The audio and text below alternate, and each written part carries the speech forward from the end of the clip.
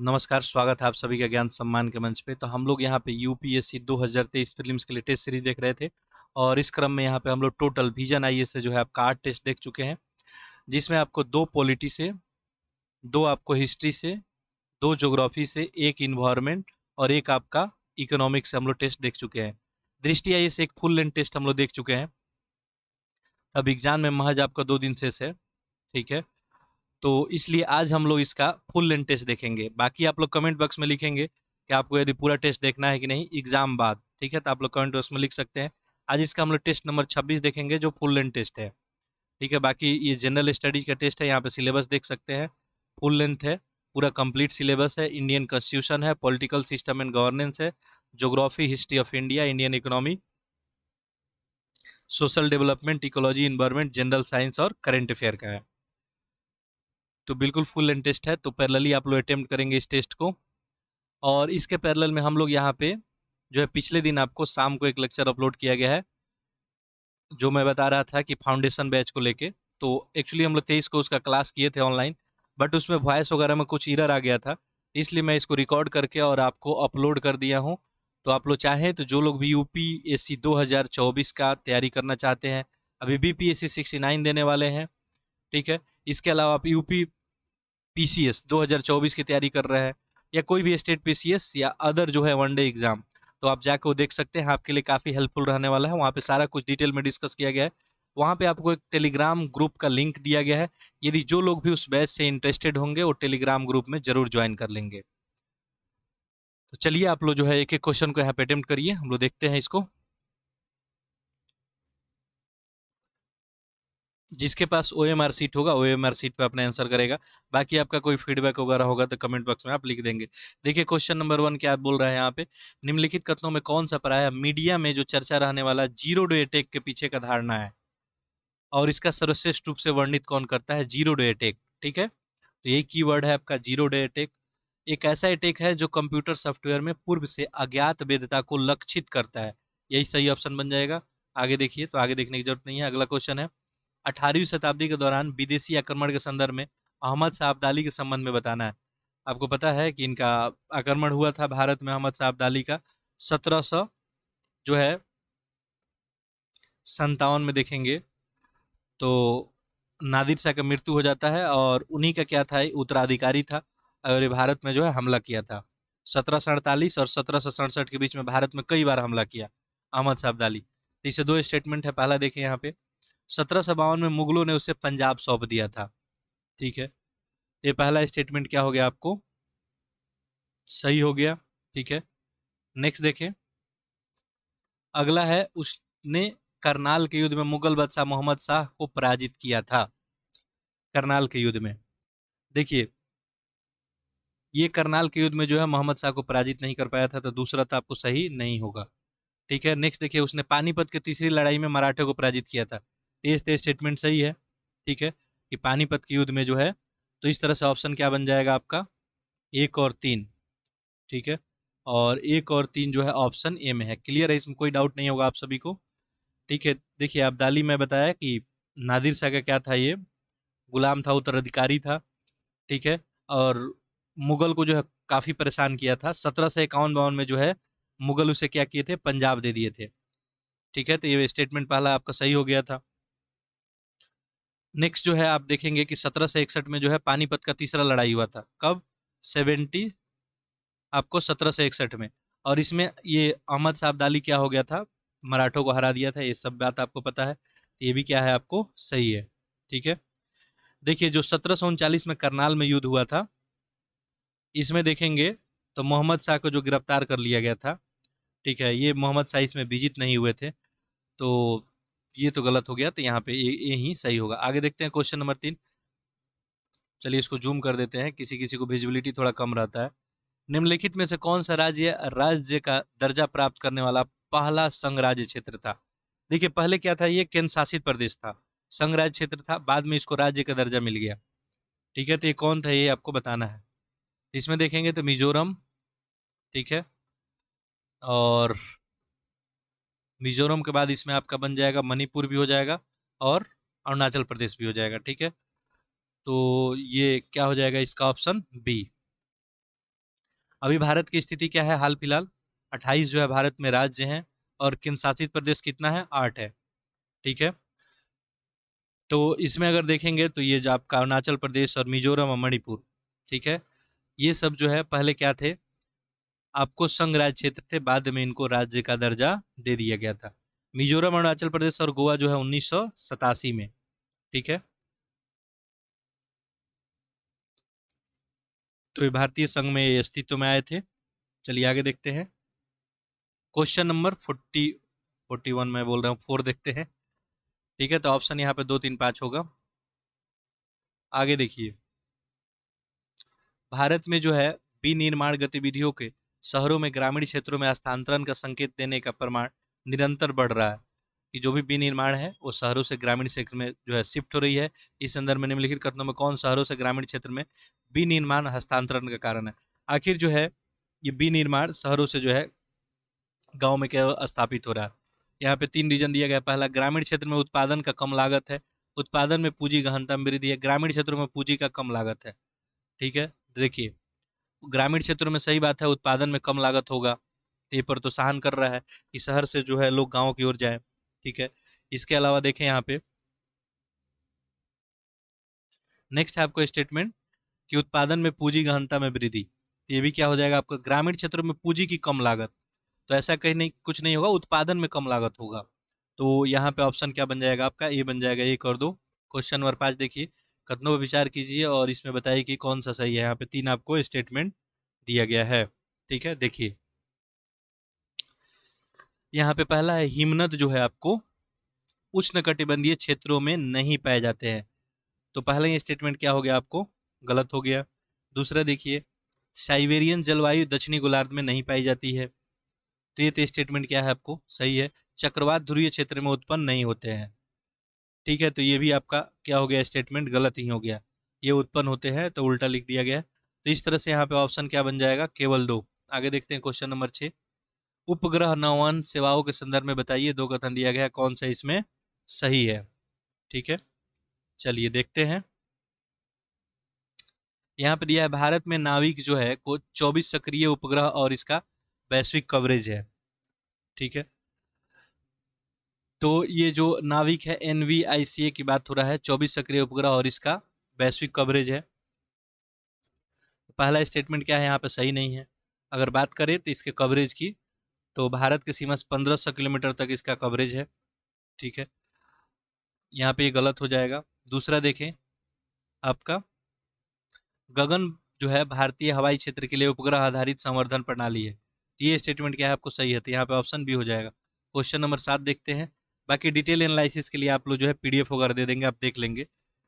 ये detail analysis करूँ मैं ऑलरेडी बता दिया हूँ, जहाँ जरूरत होगा हम एक्सप्लेन कर देंगे, तो लेक्चर काफ़ी लंबा हो जाएगा। ठीक है, अभी आपका एग्जाम है। भारत के स्वतंत्रता संग्राम के संदर्भ में निम्नलिखित गतिविधियों में कौन सा सर्वप्रथम घटित हुई थी? चारों में सबसे पहला कौन घटना घटित हुआ था? देखिए, इसमें साइमन कमीशन का रिपोर्ट है, जिन्ना का प्रसिद्ध जो 14 सूत्रीय मांग दिए थे, गोलमेज सम्मेलन है, इरविन का जो है दीपावली घोषणा है। ठीक है, इरविन जो है दीपावली घोषणा कब किए थे? ये तो 1929 में किए थे। ठीक है, पहला गोलमेज सम्मेलन आपको पता ही है कि 1930। ठीक है, और जिन्ना जो अपनी मांग रखे थे 14 सूत्रीय मांग, और इसके अलावा जिन्ना तो 1929 में ही अपना मांग रखे थे, और नेहरू रिपोर्ट भी लगभग आपका 1929 में ही, साइमन कमीशन की रिपोर्ट का प्रकाशन। तो इस तरह से यहाँ पे सबसे आपको पहला पूछा जा रहा है, तो इसमें सबसे पहले हो जाएगा जिन्ना का जो है 14 सूत्रीय मांग ही हो जाएगा। ठीक है, देखिए नेहरू रिपोर्ट जो है यहाँ पे क्या पूछा गया था? सबसे प्रथम घटना। ठीक है, तो 1929 में तो 14 सूत्रीय मांग प्रस्तुत की गई थी। ठीक है, ये सही है। इरविन का जो है 1929 में ही हुआ था। बाकी साइमन कमीशन वाला जो घटना है, ये कब हुआ था आपका? ये साइमन कमीशन का रिपोर्ट का प्रकाशन है। ठीक है, तो इसका रिपोर्ट का प्रकाशन तो 1930 में ही आया था। ठीक है, तो सबसे पहले यही हो जाएगा, जिन्ना का जो है मांग है 1929। ठीक है, चलिए आगे देखते हैं। Question number 8। ये सदन है और इनके द्वारा उठाया गया कदम, एक तरफ संबंध बहुमत प्रकार है। अच्छा, जूम इन कर लेते हैं चलिए, और इसमें पूछा गया है कि कितना युग्म जो है आपको सही सुमेलित है। ठीक है,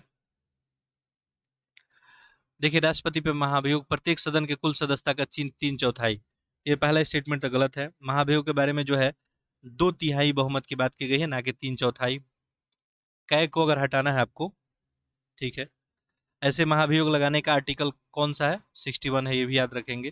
कै को हटाना है सदन की जो है कुल सदस्यता का 2/3।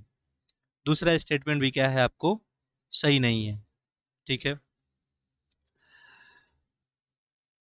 जो भी मतदान करने वाले लोग होते हैं सदस्य, उसका 2/3 बहुमत, ना कि जो है सदन का कुल सदस्यता का, ठीक है। तो यहाँ पे सदन का बोला है, जो बहुमत देने वाले हैं उनमें 2/3 की बात की होती है इसमें।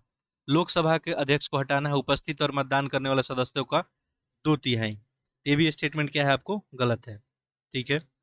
इसमें जो है 50% से अगर अधिक लोग इसमें अगर सपोर्ट करते हैं, ठीक है, तो इस प्रकार का जो है हम लोग इसको हटा सकते हैं।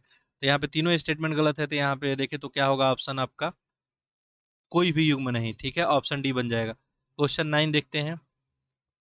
चलिए, तो यहाँ पे बताना है कौन सा आपको सही नहीं है, ठीक है। इसको जूम कर लेते हैं हम लोग। यहाँ पे ऑप्शन आपको नीचे दिख ही रहा है, कौन सा सही नहीं है।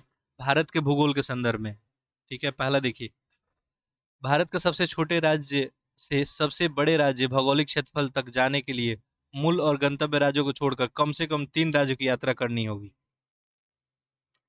अच्छा, देखेंगे आपका तो भारत का सबसे बड़ा राज्य छोटा राज्य सबसे पहले आपको पता होना चाहिए। तो सबसे भारत का बड़ा राज्य कौन है? राजस्थान है, ठीक है। और सबसे छोटा राज्य कौन है? आपका गोवा है। यहाँ पे बोल रहा है कि आपको कहाँ से ये छोटे राज्य से आपको बड़े राज्य तक जाना है, गंतव्य राज्य को छोड़कर कम से कम 3 राज्यों की यात्रा करनी पड़ती है, ठीक है। तो ये तो एक तरह से मैपिंग वाला आपका क्वेश्चन हो गया, ठीक है। गोवा भारत का सबसे छोटा राज्य है, ये आपको क्लियर है इसमें। और गोवा से अगर आपको राजस्थान जाना है तो आप मैप में देख सकते हैं, गुजरात आ जाएगा और महाराष्ट्र को पार करेंगे तो यहाँ पे 3 राज्य नहीं होगा, ये तो 2 ही राज्य के बाद आ जाएगा, ये गलत हो जाएगा। आगे देखिए, सबसे अधिक जनसंख्या वाले राज्य से सबसे कम तक जाने के लिए मूल गंतव्य राज्य को छोड़कर कम से कम 4 राज्य को यात्रा करना पड़ेगा। अब ये तो पता होना चाहिए आपको कि सबसे अधिक जनसंख्या वाला राज्य कौन है, आप सभी को पता है। सबसे अधिक जनसंख्या वाला राज्य अभी हाल फिलहाल में उत्तर प्रदेश ही है भारत में, ठीक है। 2011 की जनसंख्या की बात करें तो अभी वही रिपोर्ट हमारे पास है। और सबसे कम जो है सिक्किम है, ठीक है। तो अगर आप यहाँ पे क्या पूछ रहा है, सबसे कम से आपको सबसे अधिक वाले राज्य में जाना है, ठीक है। यानी सिक्किम से आपको कहाँ जाना है? उत्तर प्रदेश जाना है। तो सिक्किम से आप बिहार जा सकते हैं, बिहार के बाद आप पश्चिम बंगाल, और उसके बाद आप उत्तर प्रदेश पहुंच सकते हैं। तो कम से कम ये 4 राज्यों का बोल रहा है, कम से कम 4 राज्य नहीं। यहाँ पे तो सीधे आप जो है सिक्किम से कहाँ चले जाएंगे? बिहार, और बिहार से आप चले जाएंगे पश्चिम बंगाल, ठीक है। तो यहाँ पे ये मैप में देखेंगे तो यहाँ पे आपको सिक्किम दिखेगा। तो यहाँ से पश्चिम बंगाल आएंगे, पश्चिम बंगाल से बिहार, और बिहार से उत्तर प्रदेश। तो कम से कम 2 राज्य ही हो जाएगा यहाँ पे। तो ये भी दोनों ही गलत हो गया यहाँ पे, ठीक है। बाकी आपको इन्फॉर्मेशन बहुत सारा मिल गया होगा, तो दोनों ही यहाँ पे क्या है, गलत है। तो ऑप्शन क्या बनेगा यहाँ पे? डी बन जाएगा। आगे देखते हैं क्वेश्चन नंबर 10। वार्षिक उद्योग संरक्षण, ये सही के संदर्भ में बताइए कौन सा कथन आपको सही है, ठीक है। यह संगठित और असंगठित दोनों क्षेत्रकों को विकास और संरचना के आंकड़ों प्रदान करता है। तो ये गलत है। ये असंगठित और अपंजीकृत या अनौपचारिक क्षेत्रों को उद्यमों को शामिल इसमें नहीं किया जाता है, तो ऐसे ही गलत हो गया। इसे राष्ट्रीय सांख्यिकी कार्यालय एनएसओ द्वारा आयोजित किया जाता है, वार्षिकी उद्योग संरक्षण को। ये आपको सही है। तो यहाँ पे क्या हो जाएगा? ऑप्शन आपका बी बनेगा। क्वेश्चन नंबर 11 देखते हैं। अर्धचालकों यानी सेमीकंडक्टर के बारे में आपसे यहाँ पे पूछा जा रहा है, बताइए कौन सा सही है। 2 स्टेटमेंट दिया गया है, ठीक है। इसमें बताना है आपको कौन सही है। पहला में देखिए केवल एक है, एक दो, दो और एक दो, और ना तो एक ना ही दो। पहला देखिए, जो सेमीकंडक्टर होते हैं अत्यधिक नियंत्रीकरण विद्युत चालकता वाले पदार्थ होते हैं। मतलब सेमीकंडक्टर आप डिवाइस यूज करते हैं तो उसको इजीली आप नियंत्रण कर सकते हैं आसानी से। ये बात तो सही है, ठीक है। नेक्स्ट देखिए दूसरा, सिलिकॉन, जर्मेनियम, गैलियम आर्सेनाइड सबसे व्यापक रूप से उपयोग किए जाने वाला अर्धचालक है। तो बिल्कुल ही सही है। जितना लगभग आप सेमीकंडक्टर जो भी डिवाइस देखेंगे तो वहाँ पे गैलियम आर्सेनाइड, गैलियम सेलेनाइड, ये सब जो है आपको मुख्यतः पहले आपको जर्मेनियम और सिलिकॉन इस्तेमाल किया जाता था, आजकल ये भी इस्तेमाल किया जा रहा है। तो दोनों ही स्टेटमेंट क्या है? सही है। ठीक है। और ये सेमीकंडक्टर आने के बाद आपको पता है कि सारा डिवाइस का साइज क्या हो गया, रिड्यूस हो गया। ऑप्शन क्या बनेगा, सी बनेगा। क्वेश्चन नंबर 12 देखते हैं। देखिए, एक तरफ साहित्य है और एक तरफ संबंधित जो है इसके संबंधित क्षेत्र है। आपको बताना है कितना इसमें सही सुमेलित नहीं है, यानी आपको क्या बताना है। अच्छा, क्वेश्चन नंबर हम लोग 12 जो है शायद स्केप कर दिए। ठीक है। हाँ, भारत के जो है संदर्भ में हाल ही में सुर्खियों में रहने वाला ग्लाइकोफोसेट क्या है। तो ग्लाइकोफोसेट एक खरपतवारनाशी है। आगे क्वेश्चन नंबर 13 हम लोग देख रहे थे, इसमें आपको बताना था कि कितना आपको सही सुमेलित नहीं है। ऋग्वेद वन ग्रंथ था, आरण्यक देवताओं को स्तुति करने वाला सूक्त था, ब्राह्मण दार्शनिक ग्रंथ था, उपनिषद प्रार्थना और यज्ञ समारोह से संबंधित ग्रंथ था। तो आपको पता ही चल गया होगा, शुरू में जो है 4 वेद आपका था, ऋग्वेद, यजुर्वेद, सामवेद, अथर्ववेद था। चारों वेद सबसे पुराने हैं। ठीक है। और बाद में जो है उसको समझने के लिए और सब ग्रंथ लिखा गया। तो यहाँ पे ध्यान देंगे आप, तो ऋग्वेद वन ग्रंथ तो नहीं है, वन में पढ़ने के लिए आरण्यक वगैरह बनाया गया था। ये तो पहला गलत हो गया। देवताओं और स्तुति वाला सुख तो आपको वेद वगैरह में मिलता है, तो आरण्यक भी गलत हो गया। आरण्यक क्या था, वन में पढ़े जाने वाला ग्रंथ था। ब्राह्मण दार्शनिक ग्रंथ है नहीं। ठीक है। उपनिषद है दार्शनिक ग्रंथ। ठीक है, तो ये भी गलत हो गया। यहाँ पे चारों ही गलत है। ठीक है। प्रार्थना और यज्ञ से संबंधित ग्रंथ है ब्राह्मण ग्रंथ। सबसे बड़ा ग्रंथ जो है ब्राह्मण ग्रंथ देखे तो शतपथ ब्राह्मण ग्रंथ है। ठीक है। सबसे पुराना जो है वेद देखेंगे ऋग्वेद है, सबसे नया जो है आपको अथर्ववेद है। ठीक है, चारों ही स्टेटमेंट गलत है। ऑप्शन क्या हो जाएगा, डी, सभी चारों युग में गलत हैं। आगे देखिए क्वेश्चन नंबर 14। यहाँ पे देखिए क्या पूछा गया है, जलवायु विज्ञान के संदर्भ में बताइए, निम्नलिखित कथनों विचार कीजिए। जलवायु विज्ञान के निम्नलिखित कथनों में कौन सा फुजीवारा प्रभाव का सर्वोत्तम उदाहरण है। जलवायु परिवर्तन के उपरांत ठंडे मौसम की वर्षा की स्थिति होती है। पर्वतीय क्षेत्र में आकस्मिक भारी वर्षा की स्थिति। ये लगभग एक ही समय में उत्पन्न होने वाले उष्णकटिबंधीय तूफानों के बीच अंतःक्रिया है। ठीक है, तो इसी को हम लोग फुजीवारा जो है प्रभाव बोलते हैं। एक ही समय में उत्पन्न होने वाले उष्णकटिबंधीय तूफानों के बीच का अंतःक्रिया होता है। आगे देखते हैं क्वेश्चन नंबर 15। भारत में अधीनस्थ न्यायालय के संदर्भ में यहाँ पे 2 कथन दिया गया है। आपसे पूछा जा रहा है कि बताइए कौन सा कथन इसमें सही होगा। पहला में ऑप्शन है 1 है, 2 है, 1 2 दोनों है, ना तो 1 ना ही 2। ठीक है, सही स्टेटमेंट यहाँ पे आपको ढूंढना है किसके बारे में, अधीनस्थ न्यायालयों के बारे में। पहला देखिए, मुंसिफ के पास सीमित क्षेत्राधिकार होता है और वो छोटी आर्थिक हिस्सेदारी के दीवानी मामले का ही फैसला सुना सकता है।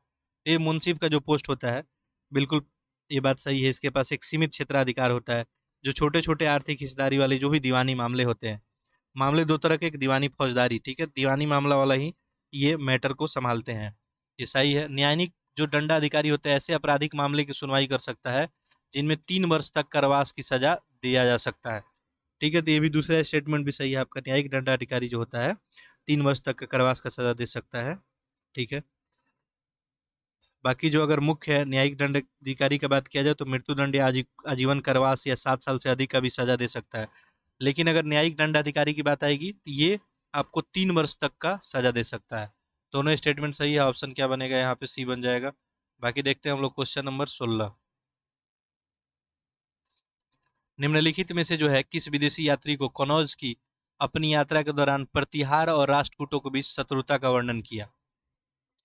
ठीक है, आपको पता है कि कनौज को लेके जो है त्रिपक्षीय संघर्ष चला था। ठीक है, तो स्टेटमेंट यहाँ पे दे रहा है कि किस विदेशी यात्री ने कनौज की अपनी यात्रा के दौरान प्रतिहार और राष्ट्रकूट के बीच में शत्रुता का वर्णन किया है। तो इनमें थे ये अल मसूदी। ठीक है, अल मसूदी ये वर्णन किए थे। चलिए आगे बढ़ते हैं। क्वेश्चन नंबर देखते हैं हम लोग 17। निम्नलिखित युग्मों पर विचार कीजिए। ये रिपोर्ट है और एक तरफ है कि किसके द्वारा प्रकाशित किया गया, कितना युग्म इसमें सही सुमेलित है। ठीक है, ये बताना है।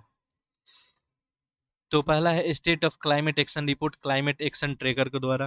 पहला स्टेटमेंट आपको सही है। ठीक है। दूसरा देखें, ब्रेक थ्रू जो है एजेंडा रिपोर्ट, जलवायु परिवर्तन पर संयुक्त राष्ट्र फ्रेमवर्क कन्वेंशन द्वारा। ठीक है। दूसरा स्टेटमेंट जो है आपका क्या हो गया, गलत हो गया। ये जो ब्रेक थ्रू एजेंट रिपोर्ट है अंतर्राष्ट्रीय ऊर्जा एजेंसी, अंतर्राष्ट्रीय नवीनकरणीय ऊर्जा एजेंसी और संयुक्त राष्ट्र जलवायु परिवर्तन, इन सब के द्वारा जारी किया जाता है। तीसरा देखिए, ग्रीन हाउस बुलेटिन। ठीक है, तो ये जो है आपको संयुक्त राष्ट्र के विश्व जो है मौसम विज्ञान संगठन का रिपोर्ट होता है। तो क्लाइमेट एक्शन नेटवर्क होगा नहीं। ये किसका रिपोर्ट है, ग्रीन हाउस बुलेटिन रिपोर्ट आपका संयुक्त राष्ट्र के जो है विश्व मौसम विज्ञान संगठन का है, WMO का है। तो यहाँ पे क्या देखेंगे, यहाँ पे 2 और 3 गलत है, केवल एक ही सही है यहाँ पे। तो ऑप्शन क्या बन जाएगा, ए। बाकी देखते हैं नेक्स्ट क्वेश्चन। सामूहिक निवेश योजना के संदर्भ में बताइए, 3 स्टेटमेंट दिया गया है, इसमें से कौन सा सही है आपको बताना है। ठीक है, नीचे देखिए ऑप्शन आपको दिख रहा होगा। बाकी जूम इन करेंगे विजिबिलिटी कम होगा। 1 है, 2, 3 है, और आपको यहाँ पे 1, 3 है और 1, 2, 3 है। ठीक है, ऑप्शन आपको दिख गया। अब आंसर आप अटेम्प्ट करेंगे। सामूहिक निवेश योजना के बारे में आपको यहाँ पे बताना है। ठीक है, चलिए। पहला है कि ये जो सामूहिक निवेश योजना होता है, एक ऐसा योजना होता है जिसमें व्यक्ति जो है संयुक्त होकर किसी विशेष परिसंपत्ति के निवेश करने के लिए एक धन है।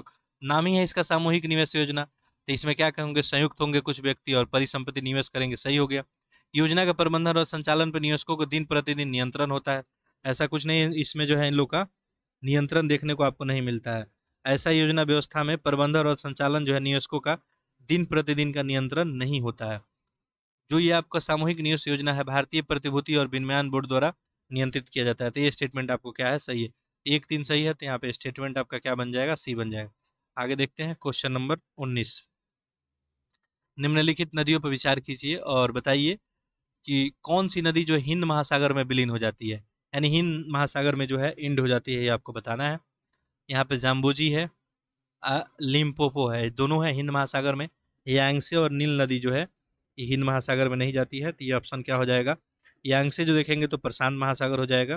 ठीक है, और नील नदी भी यहाँ नहीं जाती है, ये तो आपको उत्तरी अफ्रीका का एक नदी है नील नदी। ठीक है, ये भूमध्य सागर में जाकर विलीन होती है नील नदी, तो यहाँ पे ये दोनों नहीं होगा। तो यहाँ पे ऑप्शन क्या बन जाएगा, ए। क्वेश्चन नंबर 20 देखते हैं। यहाँ पे देखिए क्या पूछा गया है आपको, भारत के स्वतंत्रता संग्राम के दौरान पूना पैक्ट जो हुआ था उसके संबंध में 2 कथन दिया गया है, आपको बताना है कौन सा इसमें सही है। पहला देखिए, इसे ब्रिटिश प्रधानमंत्री रैबजे मैकडोनाल्ड द्वारा घोषित सांप्रदायिक पंचायत में संशोधन था, पूना पैक्ट सही है। इसे प्रांतीय और केंद्रीय विधानसभा में दलित वर्गों के लिए संयुक्त जो है निर्वाचन मंडल में व्यवस्था दी गई थी।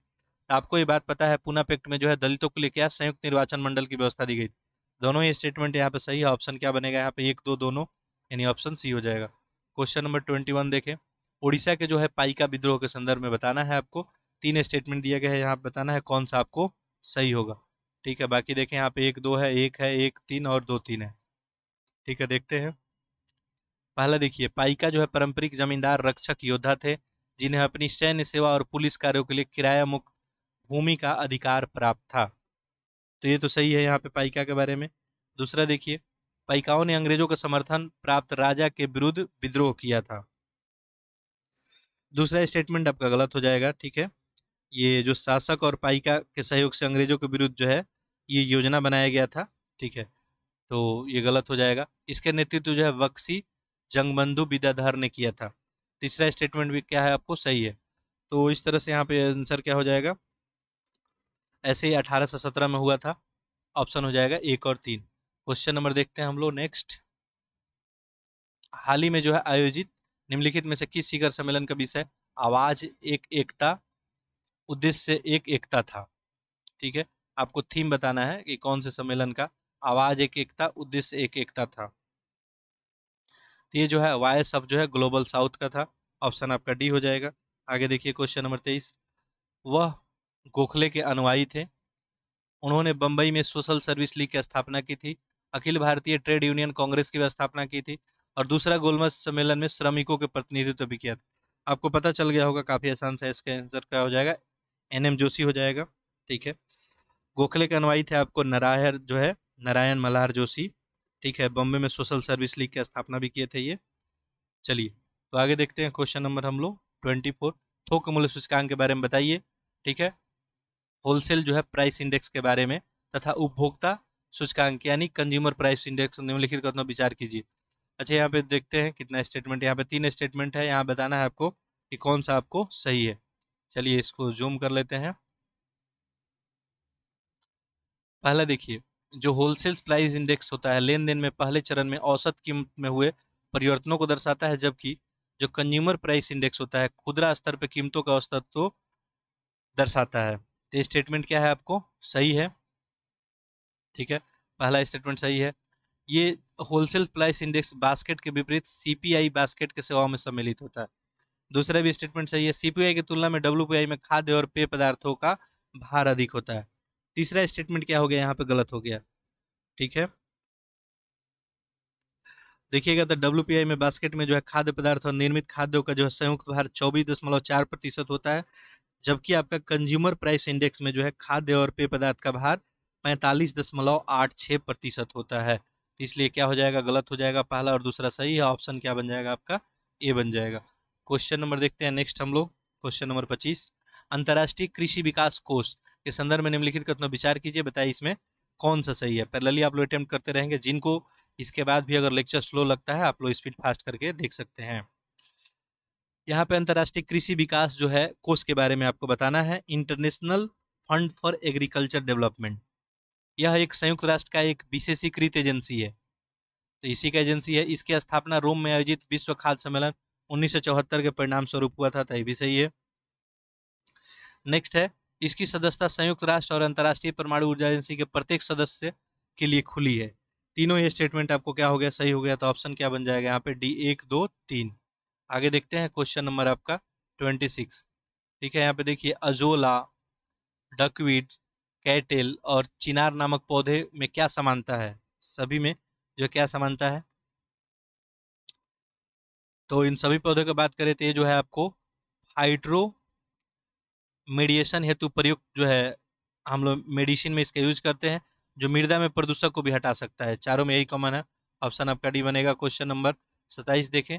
माना जाता है कि इस शासक की मृत्यु जो है जैन भिक्षु भद्रवायु के मार्गदर्शन में संलेखना जो है पद्धति से हुई थी। मेगास्थनीज जो सेल्कोस निकोटर द्वारा भेजा गया राजदूत था, इसके दरबार में यात्री था। अब आपको पता चल गया होगा कि ये जो है कथन किसके बारे में पूछा जा रहा है। ठीक है, तो कोई और नहीं, चंद्रगुप्त मौर्य थे, यही जो है संलेखना विधि द्वारा अपना प्राण त्याग दिए थे, और इन्हीं के दरबार में जो है आपको मेगास्थनीज नाम का जो है दरबारी आया था, जो सेल्कोट निकेटर का क्या था, राजदूत था। आगे देखते हैं क्वेश्चन नंबर आपका ये कितना हो गया, 27 28 देखते हैं। यहाँ पे देखिए, मत्स्यिकी और एक्वाकल्चर और संरचना विकास के संदर्भ में बताना है। यहाँ पे तीन स्टेटमेंट दिया गया है, आपको बताना है कौन सा इसमें सही है। देखिए नीचे ऑप्शन 1 2 है, 2 3 है, 3 है और 1 2 3 है। देखते हैं हम लोग, FIDF के बारे में आपको बताना है। FIDF जो होता है यानी मत्स्यिकी और एक्वाकल्चर संरचना, समुद्र और अंतर्देशीय मत्स्यिकी दोनों क्षेत्रों में मत्स्यिकी और संरचना सुविधा निर्माण का कल्पना करता है, सही है। FIDF का लक्ष्य है कि 2022-23 तक देश में मछली का उत्पादन 20 मिलियन टन तक बढ़ जाए। तो FIDF का लक्ष्य ये बनाया है कि हम लोग मछली उत्पादन जो है बढ़ाएंगे। आगे देखें, अगला है, नाबार्ड FIDF योजना के तहत नोडल जो है कार्यान्वयन एजेंसी है। तीसरा स्टेटमेंट क्या हो गया आपको, गलत हो गया। ये मत्स्य विकास बोर्ड की बात करें आपका, तो हैदराबाद में FIDF योजना के लिए नोडल कार्यान्वयन जो है कार्यान्वयन एजेंसी है। तो यहाँ पे दो स्टेटमेंट सही है, तो आपका आंसर क्या बन जाएगा, 1 और 2। 1 और 2 ऑप्शन ए में दिख रहा है। आगे देखते हैं क्वेश्चन नंबर 29। निम्नलिखित कथनों विचार कीजिए, यहाँ पे 2-3 स्टेटमेंट है और आपको बताना है इसमें कौन सा सही है। बाकी आपका ऑप्शन नीचे दिया हुआ है, चलिए देखते हैं। देखिए पहला है कि आपको NRE जो होता है यानी अनिवासी बाह्य खाता का उपयोग अनिवासी भारतीय द्वारा भारत में अर्जित आय के प्रबंधन के लिए किया जाता है। ठीक है, तो पहला स्टेटमेंट तो क्या हो गया, आपको गलत हो गया। एनआरई जो है, एनआरई के नाम आप सुने होंगे, ये कैसे खाते होते हैं, जो अनिवासी भारतीयों द्वारा अपने आय को विदेश में भारत में स्थानांतरित करने के लिए उपयोग किया जाता है। ठीक है, दूसरा देखें यहाँ पे स्टेटमेंट क्या दिया है कि अनिवासी जो है साधारण खाता एनआरओ ऐसे खाते हैं जो अनिवासी भारतीय द्वारा विदेश में प्राप्त आय को भारत में स्थानांतरित करने के लिए, ये भी गलत हो जाएगा, उल्टा ही कर दिया है ये। नेक्स्ट तीसरा देखते हैं हम लोग, वर्तमान में जो है भारतीय नंबर से जुड़े एनआरओ या एनआरई के खाते में यूपीआई लेन देन की अनुमति है। ये तीसरा बात सही है, एनआरओ हो चाहे एनआरई हो, इसको यूपीआई का जो है भुगतान का अनुमति दे दी गई है। केवल 3 सही होगा, ऑप्शन क्या बन जाएगा यहाँ पे, सी बन जाएगा। आगे देखिए क्वेश्चन नंबर 30। हाल ही में सुर्खियों में रहा वेरतार TB2 जो है शहीद 136 और तापस जो है 201, ये किससे संबंधित है। ठीक है, तो ये मानव रहित क्या है, विमान है। ठीक है, ये शहीद 136 या तापस जो है 201 ये मानव रहित विमान है। आगे देखिए क्वेश्चन नंबर 31। उत्तराधिकार कर के संदर्भ में बताइए, विचार कीजिए और कौन सा स्टेटमेंट इसमें सही है बताना है। चलिए इसको जूम कर लेते हैं। इनहेरेंट टैक्स के बारे में, यह उत्तराधिकार से मिली परिसंपत्ति के प्राप्त कर पर लगाया जाने वाला प्रगतिशील कर है। सही है। वर्तमान में भारत के उत्तराधिकार कर की दरें विश्व में सबसे अधिक है। दूसरा स्टेटमेंट आपको गलत हो गया। ठीक है, वर्तमान में देखेंगे तो उत्तराधिकार जो है कर का अवधारणा मौजूद ही नहीं है भारत में, तो सबसे अधिक की बात ही नहीं आएगी। तो इस तरह से यहाँ पे ऑप्शन क्या बन जाएगा, केवल एक। आगे देखते हैं क्वेश्चन नंबर हम लोग 32। देखिए, जैव ईंधन है उत्पादन में शामिल प्रक्रिया है, उपयुक्त में से कितना युग्म सही सुमेलित है आपको बताना है। बायोडीजल, ट्रांस एस्टिलिफिकेशन उत्पादन में ये मेथड शामिल होता है। बायोब्यूटेनॉल, स्टार्च का किण्वन किया जाता है। बायोहाइड्रोजन में पायरोलाइसिस किया जाता है। तो ये सारा प्रक्रिया होता है। तो इस तरह से यहाँ से आपका आंसर क्या हो जाएगा, तीनों ही युग्म सही सुमेलित हो गया, तो ऑप्शन आपका डी बन जाएगा। आगे देखते हैं क्वेश्चन नंबर 33। लॉर्ड मैकाले के प्रसिद्ध जो है शिक्षा शिक्षा स्मरण पत्र के संदर्भ में निम्नलिखित कथनों पर विचार कीजिए। किसमें दिया है, लॉर्ड मैकाले के बारे में। यहाँ पे दो कथन दिया गया है, यहाँ पे आपको बताना है सही कथन कौन सा इसमें होगा। इसने शिक्षा पे जो है प्राच्यवादी आंग्लवादी विवाद में आंग्लवादी के पक्ष में समर्थन किया। सिंपल सा बात है, जो पुराना शिक्षा पद्धति था हमारे यहाँ और जो अंग्रेज लेके शिक्षा पद्धतियाँ हैं, दोनों का जब विवाद हुआ तो जो अंग्रेजों वाली शिक्षा पद्धति थी इसी के पक्ष में खड़े होंगे लॉर्ड मैकाले। पहला स्टेटमेंट सही है।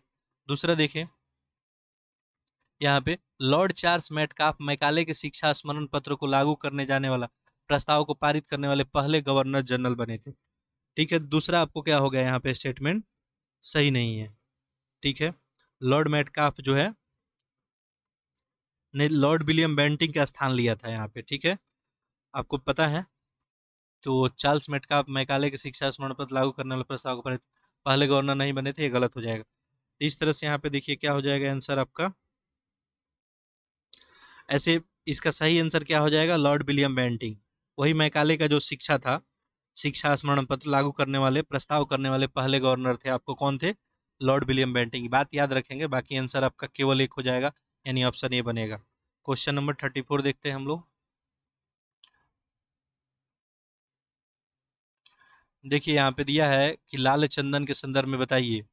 दो स्टेटमेंट दिया गया है, कौन सा इसमें सही है।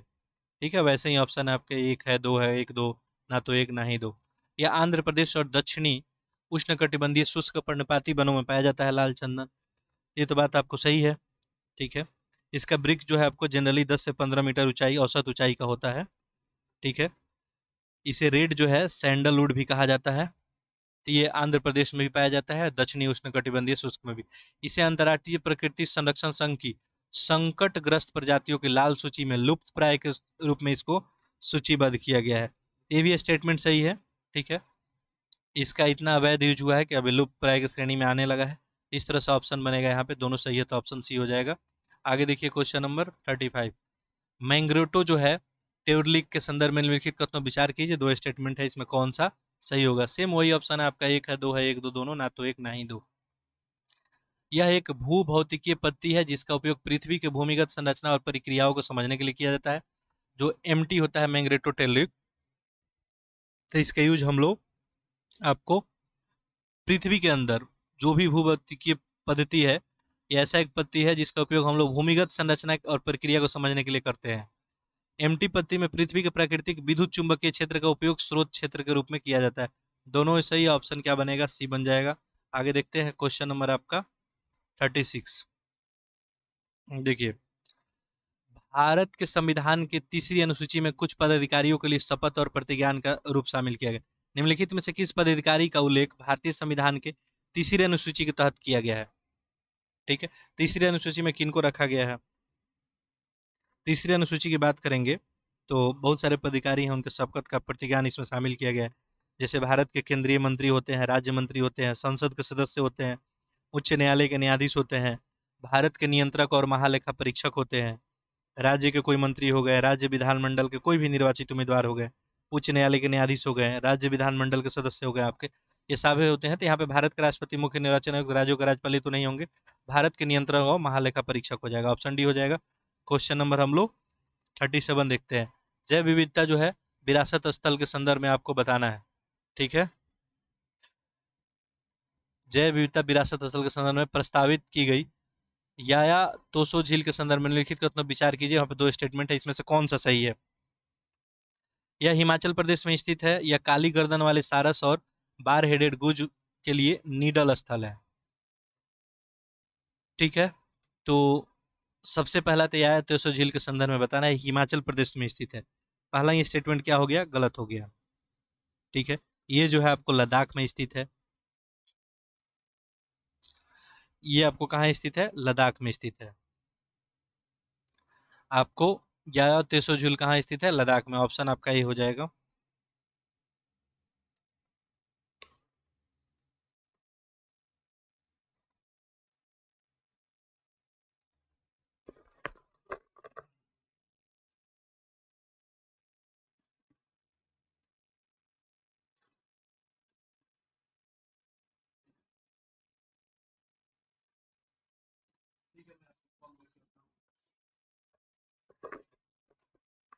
हेलो, ठीक है, चलिए देखते हैं हम लोग, थोड़ा सा इंटरप्शन आ गया था। तो क्वेश्चन नंबर यहाँ पे 37 हम लोग देख रहे थे, जैव विविधता विरासत स्थल के बारे में प्रस्तावित याओ तोसो झील के बारे में। तो ये तो पहला हिमाचल प्रदेश में दिया है, गलत हो गया। ऐसे है कहाँ पे, आपका लद्दाख में है। ठीक है, 4820 मीटर की ऊंचाई पे स्थित एक झील है। इस झील को जो है पक्षियों के स्वर्ग के रूप में भी इसको हम लोग जानते हैं। बहुत यहाँ पे बायोडाइवर्सिटी जो है देखने को मिलता है यहाँ पे। यहाँ जो है काली गर्दन वाले सारस और जो है बार हेडेड गूज के लिए जो है एक निंदन स्थल है। तो ये बात सही है, यहाँ पे ऑप्शन 2 आपका सही हो जाएगा। यहाँ पे सॉरी, यहाँ पे हमने क्या कर दिया था, ऑप्शन एक केवल एक नहीं होगा, एक तो गलती होगा यहाँ पे, केवल आपका 2 होगा। आगे देखिए क्वेश्चन नंबर आपका 38। भाषाई अल्पसंख्यक वर्ग के लिए विशेष अधिकारी के संदर्भ में निम्नलिखित कथनों पर विचार कीजिए। 2 स्टेटमेंट है, उपयुक्त कथनों में से कौन सा कथन आपको सही है ये बताना है। ठीक है, बस वैसे ही ऑप्शन है, केवल एक है, दो है, एक दो दोनों, ना तो एक ना ही दो। भाषाई अल्पसंख्यक वर्गों के लिए विशेष अधिकारी के संदर्भ में आपको बताना है। ठीक है, पहला देखिए, यह सामाजिक न्याय और अधिकारिता मंत्रालय के अंतर्गत आता है। पहला स्टेटमेंट क्या हो गया, आपको गलत हो गया। ये भाषाई अल्पसंख्यक वर्ग जो है, अल्पसंख्यक वर्गों के लिए एक विशेष अधिकारी होता है और राष्ट्रपति क्या करते हैं, इसको नियुक्त करते हैं। ठीक है, तो संविधान के अधीन बात करेंगे भाषाई अल्पसंख्यक वर्गों के लिए आपको, तो ये जो है सामाजिक न्याय के अंदर नहीं आएगा, तो ये गलत हो जाएगा। आगे देखें, इसका कार्य जो है भाषाई और धार्मिक अल्पसंख्यक वर्गों के लिए उपबंधित रक्षा उपायों से संबंधित सभी विषयों का अन्वेषण करना है। ठीक है, तो यहाँ पे जो दिया है सभी विषयों का अन्वेषण करना है भाषाई और धार्मिक अल्पसंख्यक के लिए। ये भाषाई अल्पसंख्यक के केवल बात करता है, तो यहाँ पे ये भी स्टेटमेंट आपका गलत हो जाएगा। दोनों ही गलत होगा, तो ऑप्शन क्या बनेगा, डी बनेगा। क्वेश्चन नंबर हम लोग देखते हैं आपका 39। लीथ जो है 60 सेल कछुए के संदर्भ में बताइए, निम्नलिखित कथनों पर विचार कीजिए, इसमें से कौन सा स्टेटमेंट आपका सही होगा। अच्छा, यहाँ पे देखिए नीचे आपका ऑप्शन दिया है, केवल एक है, दो तीन है, एक तीन है और एक दो तीन है। ठीक है, देखते हैं लीड सॉफ्टसेल कछुए के बारे में। यह प्रायद्वीपीय भारत के एक स्थानिक प्रजाति है। ठीक है, तो ये बात क्या है, आपको सही है। यह वन्य जीव अधिनियम जो है 1972 के अनुसूची 4 के तहत संरक्षित किया गया। ये संकटग्रस्त प्रजातियों के IUCN के लाल सूची के क्रिटिकली एंडेंजर्ड में शामिल हो गया। तीनों स्टेटमेंट सही है। ऑप्शन आपका यहाँ क्या बन जाएगा, डी बन जाएगा। क्वेश्चन नंबर हम लोग 40 देखते हैं।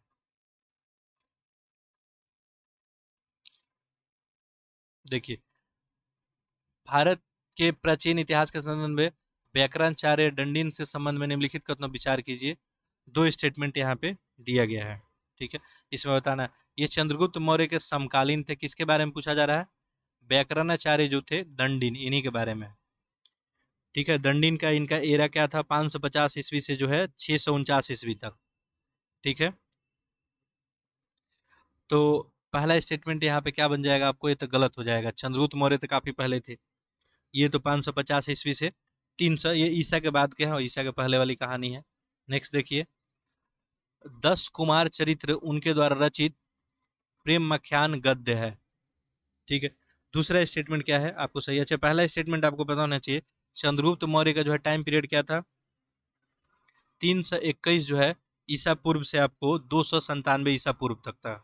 ठीक है, और ये डंडीन का जो है आप देखेंगे तो 550 से लेके 649 के बीच में इनका कार्यकाल रहा है, ईस्वी में है ये। ठीक है, और ये ईसा पूर्व है, तो कोई संबंध नहीं है दोनों का। ठीक है, इसलिए पहला स्टेटमेंट गलत हो गया था। ठीक है, तो यहाँ पे जो है आपका पहला गलत हो गया, दूसरा आपको सही है यहाँ पे। ठीक है, डंडिन के द्वारा रचित जो है 10 कुमार चरित्र, इसमें 10 युवा राजकुमारों का जो है बाल्य अवस्था, युवा होने का एक कथा था। तो ऑप्शन यहाँ पे क्या हो जाएगा आपका, केवल दो। आगे देखते हैं क्वेश्चन नंबर 41। पांडजोल मृदा के संबंध में आपको बताना है, यहाँ पे 3 कथन दिया है, कौन सा आपको सही होगा। यह आमतौर पे जो है बोरियल बायोम में पाई जाती है। यह मृदा में फास्फेट की मात्रा अधिक होती है और कृषि के लिए ज़्यादा उत्तम होती है। दूसरा स्टेटमेंट क्या है आपको, गलत है। इसमें बोरियम जो है ज़्यादा मात्रा में पाया जाता है, तो इसमें फास्फेट का मात्रा नहीं होता है अधिक। क्षारीय पदार्थ के अत्यधिक निक्षालन के कारण मृदा का पीएच मान 3.5 से 4.5 का होता है। ये भी सही है, 1 3 सही। यहाँ पे तो ऑप्शन देखिए क्या बन जाएगा, सी बन जाएगा। आगे देखते हैं हम लोग क्वेश्चन नंबर 42। निम्नलिखित कथनों विचार करना है, यहाँ भी बताना है आपको कौन सा कथन सही है। ठीक है, बाकी ऑप्शन देखना चाहते हैं तो आप देख सकते हैं, 1 2 है, 2 3, 1 3 और 1 2 3। देखिए, मैंग्रोव केवल भूमध्य रेखा के आसपास उष्णकटिबंधीय और उपोष्णकटिबंधीय अक्षांश में पाए जाते हैं। मैंग्रोव वाले जो भी आपको पहल है, वो उसी क्षेत्र में जनरली किया भी जाता है। ये स्टेटमेंट क्या हो जाएगा आपका, सही हो जाएगा। मिष्टी जो है भारत के समुद्री तट के साथ खारे जल की भूमि पर मैंग्रोव वृक्षारोपण के लिए प्रारंभ एक नया कार्यक्रम है। मिष्टी कार्यक्रम बिल्कुल सही है, मैंग्रोव के लिए वृक्षारोपण के लिए एक नया कार्यक्रम शुरू किया गया है आपको। ठीक है, मिस्टी है यानी मैंग्रोव इनिशिएटिव फॉर आपका solar line habitats in the tangible incomes, ये इसका फुल फॉर्म है, ये भी आप ध्यान रखेंगे। ठीक है, नेक्स्ट है आपका, भारत जो है पेरिस में आयोजित हुए पक्षकारों के 21वें सम्मेलन में मैंग्रोव अलायंस फॉर क्लाइमेट में शामिल हुआ था। देखिए, भारत इसमें जो है शामिल नहीं हुआ था। ठीक है, ये जो मैंग्रोव अलायंस फॉर क्लाइमेट के लिए हुआ था शिखर सम्मेलन 27वां, यानी COP27 की बात हो रहा है, तो इसमें भारत जो है शामिल नहीं हुआ था। ठीक है, तो इस तरह से यहाँ पे आपका दो स्टेटमेंट आपका सही है, तो ऑप्शन क्या हो जाएगा, 1 और 2। 1 और 2 है ऑप्शन ए में। आगे देखते हैं क्वेश्चन नंबर आपका 43 हो गया। मर्चेंट जो है डिस्काउंट रेट एमडीआर के संदर्भ में बताइए, यहाँ पे उपयुक्त में से कौन सा कथन आपको सही है। ठीक है, देखिए, यह डिजिटल भुगतान को बढ़ावा देने के लिए भुगतान सेवा प्रदाताओं पर सरकार द्वारा लगाया गया एक शुल्क होता है। ठीक है, तो पहला स्टेटमेंट तो क्या हो गया, ये गलत हो गया। दूसरा देखिए, जनवरी 2023 में रुपये आधारित डेबिट कार्ड और यूपीआई लेन देन के लिए कोई एमडीआर नहीं लगाया गया है। ठीक है, तो दूसरा स्टेटमेंट क्या है आपको सही है। तो इस तरह से यहाँ पे क्या हो जाएगा, केवल दो। केवल दो ऑप्शन बी में है। क्वेश्चन नंबर हम लोग देखते हैं 44। यहाँ पे देखिए, विश्व वन स्थिति रिपोर्ट 2022 के संदर्भ में यहाँ पे 3 कथन दिया गया है, और इन तीनों कथन में आपको बताना है कि कौन सा इसमें सही है। ठीक है, चलिए देखते हैं, इसको थोड़ा जूम कर लेते हैं, बाकी आप लोग ऑप्शन देख लीजिए। देखिए, ये बताना है आपको, विश्व वन स्थिति रिपोर्ट 2022, यह United nation forum for forest का एक क्या है, पहल है। ठीक है, तो पहला स्टेटमेंट क्या हो जाएगा आपका, ये गलत हो जाएगा। ये संयुक्त राष्ट्र के खाद्य और जो है कृषि संगठन का एक जो है प्रमुख परियोजना है, तो ये तो स्टेटमेंट गलत हो गया। आगे देखिए, इस रिपोर्ट में कहा गया है कि 1960 के पश्चात दर्ज किए गए 30% नए रोगों के लिए वनोन्मूलन और भूमि उपयोग परिवर्तन को जिम्मेवार ठहराया गया है। देखिए, 1960 के बाद 30% जो रोग का कारण क्या हो गया, वनों का ज़्यादा कटाई करना और भूमि का उपयोग में परिवर्तन को लेकर, तो ये जो है रिपोर्ट में ये बात रखा है। ठीक है, SOFO, तो ये बात क्या है, सही है। आगे देखिए, यह रिपोर्ट प्रत्येक 2 वर्ष में वनों और लोगों के बीच अनोने क्रिया पर डेटा और विश्लेषण प्रस्तुत करता है, तो हर एक 2 साल में रिपोर्ट आता है आपका। ठीक है, विश्व वन स्थिति रिपोर्ट, तो ये क्या है, सही है। बाकी याद रखेंगे कि रिपोर्ट जो है कौन जारी करता है, यूएनएफ जो है, यूएनएफएफ नहीं जारी करता है। ठीक है, ये 2 वर्ष में वनों और लोगों के लिए आपको ये रिपोर्ट जो है संयुक्त राष्ट्र के खाद्य और कृषि संगठन, ठीक है, यानी FAO, इसके द्वारा जारी किया जाता है। चलिए आगे देखते हैं क्वेश्चन नंबर हम लोग, तो यहाँ पे क्या हो जाएगा आपका, 2 और 3 हो जाएगा। 2 और 3 ऑप्शन बी में है। क्वेश्चन नंबर 45 देखते हैं।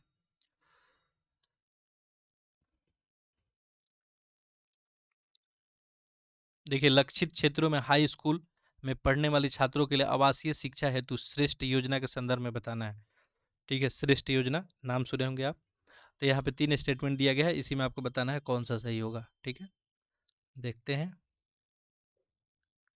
इसका उद्देश्य जो है अनुसूचित जाति और अनुसूचित जनजाति वर्गों के छात्रों को गुणवत्तापूर्ण शिक्षा अवसर देना है, श्रेष्ठ योजना का। ठीक है, तो पहला स्टेटमेंट तो क्या हो जाएगा, आपको गलत हो जाएगा। इसके तहत जो है अनुसूचित जाति के जो मेधावी छात्र हैं उनको उच्च गुणवत्ता वाली शिक्षा प्राप्त करने को सक्षम बनाना है। ठीक है, तो पहला स्टेटमेंट गलत हो जाएगा। दूसरा देखें, इस योजना के तहत जो है सीबीएसई से संबंध सरकारी विद्यालयों में प्रवेश दिया जाएगा। दूसरा स्टेटमेंट भी आपको गलत हो जाएगा। इसके तहत देखेंगे तो सीबीएसई से मान्यता प्राप्त जो भी निजी जो है विद्यालय हैं उसमें कक्षा 9वीं और 11वीं में प्रवेश दिया जाएगा। ठीक है, तो ये भी स्टेटमेंट गलत हो जाएगा। इस कार्यक्रम में पूरी लागत सामाजिक न्याय और अधिकारिता मंत्रालय द्वारा वहन की जाएगी। श्रेष्ठ योजना की बात हो रही है। तो तीसरा स्टेटमेंट क्या है आपको सही है, सामाजिक जो है न्यायिक और आधिकारिक मंत्रालय के द्वारा ही इसका क्या किया जाएगा, जो भी फी वगैरह होगा, आवास शुल्क होगा, सब उन्हीं के द्वारा पे किया जाएगा। तो यहाँ पे केवल 3 हो जाएगा, केवल 3 ऑप्शन अपने को सी में दिख रहा है। आगे देखिए क्वेश्चन नंबर आप 46, भारत के मुख्य न्यायाधीश की नियुक्ति के संदर्भ में बताइए। ठीक है, यहाँ पे 2 स्टेटमेंट है। ठीक है, बताना है इसमें से कौन सा आपको सही है। ठीक है, देखते हैं। भारत के मुख्य न्यायाधीश चीफ जस्टिस ऑफ इंडिया की बात हो रही है। पहला है यहाँ पे, केंद्रीय विधि और न्याय मंत्री भारत के अगले मुख्य न्यायाधीश की नियुक्ति के लिए भारत के निवर्तमान मुख्य न्यायाधीश की सिफारिश की मांग करते हैं। तो ये स्टेटमेंट क्या हो जाएगा, आपको यहाँ पे सही हो जाएगा। देखिए नेक्स्ट है आपको यहाँ पे स्टेटमेंट दूसरा, एक संवैधानिक नियम के अनुसार उच्चतम न्यायालय के वरिष्ठतम न्यायाधीश को भारत के मुख्य न्यायाधीश के रूप में नियुक्त किया जाता है। तो ऐसा कुछ आपको नहीं है, दूसरा स्टेटमेंट जो है सही नहीं माना जाएगा। तो इस तरह से यहाँ पे आपका आंसर क्या बन जाएगा, केवल एक ऑप्शन ए में ही दिख रहा है। नेक्स्ट देखते हैं हम लोग क्वेश्चन नंबर 47, निम्नलिखित कथनों में कौन सा प्राय मीडिया में सुर्खियों में रहने वाला डार्क पैटर्न्स के पीछे विचार का सर्वश्रेष्ठ वर्णन करता है। डार्क पैटर्न्स आपको पता ही है कि अनैतिक यूजर जो है इंटरफेस डिजाइन है जो जानबूझकर उपयोगकर्ताओं को इंटरनेट अनुभव में कठिन बनाता है और उनका जो है इसके माध्यम से शोषण भी किया जाता है। तो यहाँ पे ऑप्शन आपका सही क्या बन जाएगा, डार्क पैटर्न्स अनैतिक यूजर इंटरफेस डिजाइन है जो उपयोगकर्ता को कोई कार्य करवाने हेतु उन्हें भ्रमित करता है और धोखा भी देता है। ऑप्शन बी बनेगा। आगे देखें क्वेश्चन नंबर 48, चलिए इसको जूम कर लेते हैं। देखिए यहाँ पे क्या पूछा गया है, विश्व सीमा संगठन के संदर्भ में, विश्व सीमा शुल्क संगठन है ये, इसी के संदर्भ में आपको बताना है। यह जो है सीमा शुल्क प्रशासन के प्रभावशीलता और दक्षता बढ़ाने के लिए स्थापित एक संयुक्त राष्ट्र का निकाय है। तो पहला ही स्टेटमेंट क्या हो गया, आपको गलत हो गया। देखिए इसके बारे में बात करेंगे तो स्वतंत्र अंतर जो है सरकारी निकाय है और इसका उद्देश्य सीमा शुल्क प्रशासन के प्रभावशाली और दक्षता को बढ़ाना है। ठीक है, एक संयुक्त राष्ट्र का निकाय है तो गलत हो गया। ठीक है, आगे देखिए अगला है, वर्तमान में यह सीमा शुल्क मामले में सक्षम एकमात्र अंतर्राष्ट्रीय संगठन है। सही है, भारत में केंद्रीय अप्रत्यक्ष कर और सीमा शुल्क बोर्ड WCA के सदस्य हैं। ये दोनों स्टेटमेंट सही है, 2-3 सही है, तो ऑप्शन यहाँ पे देखिए क्या बन जाएगा, ऑप्शन बी बनेगा। आगे क्वेश्चन नंबर हम लोग 49, यहाँ पे हमने सी पे टिक कर दिया है, ये क्या हो जाएगा आपका बी हो जाएगा। बाकी देखिए क्वेश्चन नंबर 49, बहुराष्ट्रीय कंपनी के बारे में यहाँ पे बताना है, जो MNCs कंपनी होती है में रॉयल्टी संबंधित जो है निम्नलिखित कथनों पर विचार कीजिए और बताइए कि इसमें कौन सा सही है। रॉयल्टी भुगतान बहुराष्ट्रीय कंपनियों द्वारा उनकी विदेशी मूल की फर्मों की संपत्ति, पेटेंट, कॉपीराइट, कार्य, लाइसेंस और मताधिकार का उपयोग के लिए किया गया भुगतान होता है। बिल्कुल सही है। वर्तमान में रॉयल्टी भुगतान सरकार द्वारा नियंत्रित किया जाता है और वार्षिक घरेलू बिक्री 5% पे कैप किया जाता है। ठीक है, दूसरा स्टेटमेंट क्या है, आपको गलत है यहाँ पे। ठीक है, तो इस तरह से यहाँ पे केवल एक ऑप्शन में जो है ऑप्शन ए में दिखेगा। क्वेश्चन नंबर देखते हैं हम लोग यहाँ पे 50,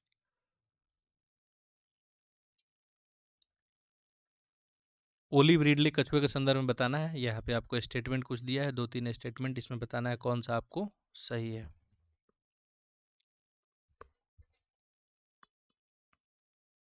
ओलिव रिडले कछुआ,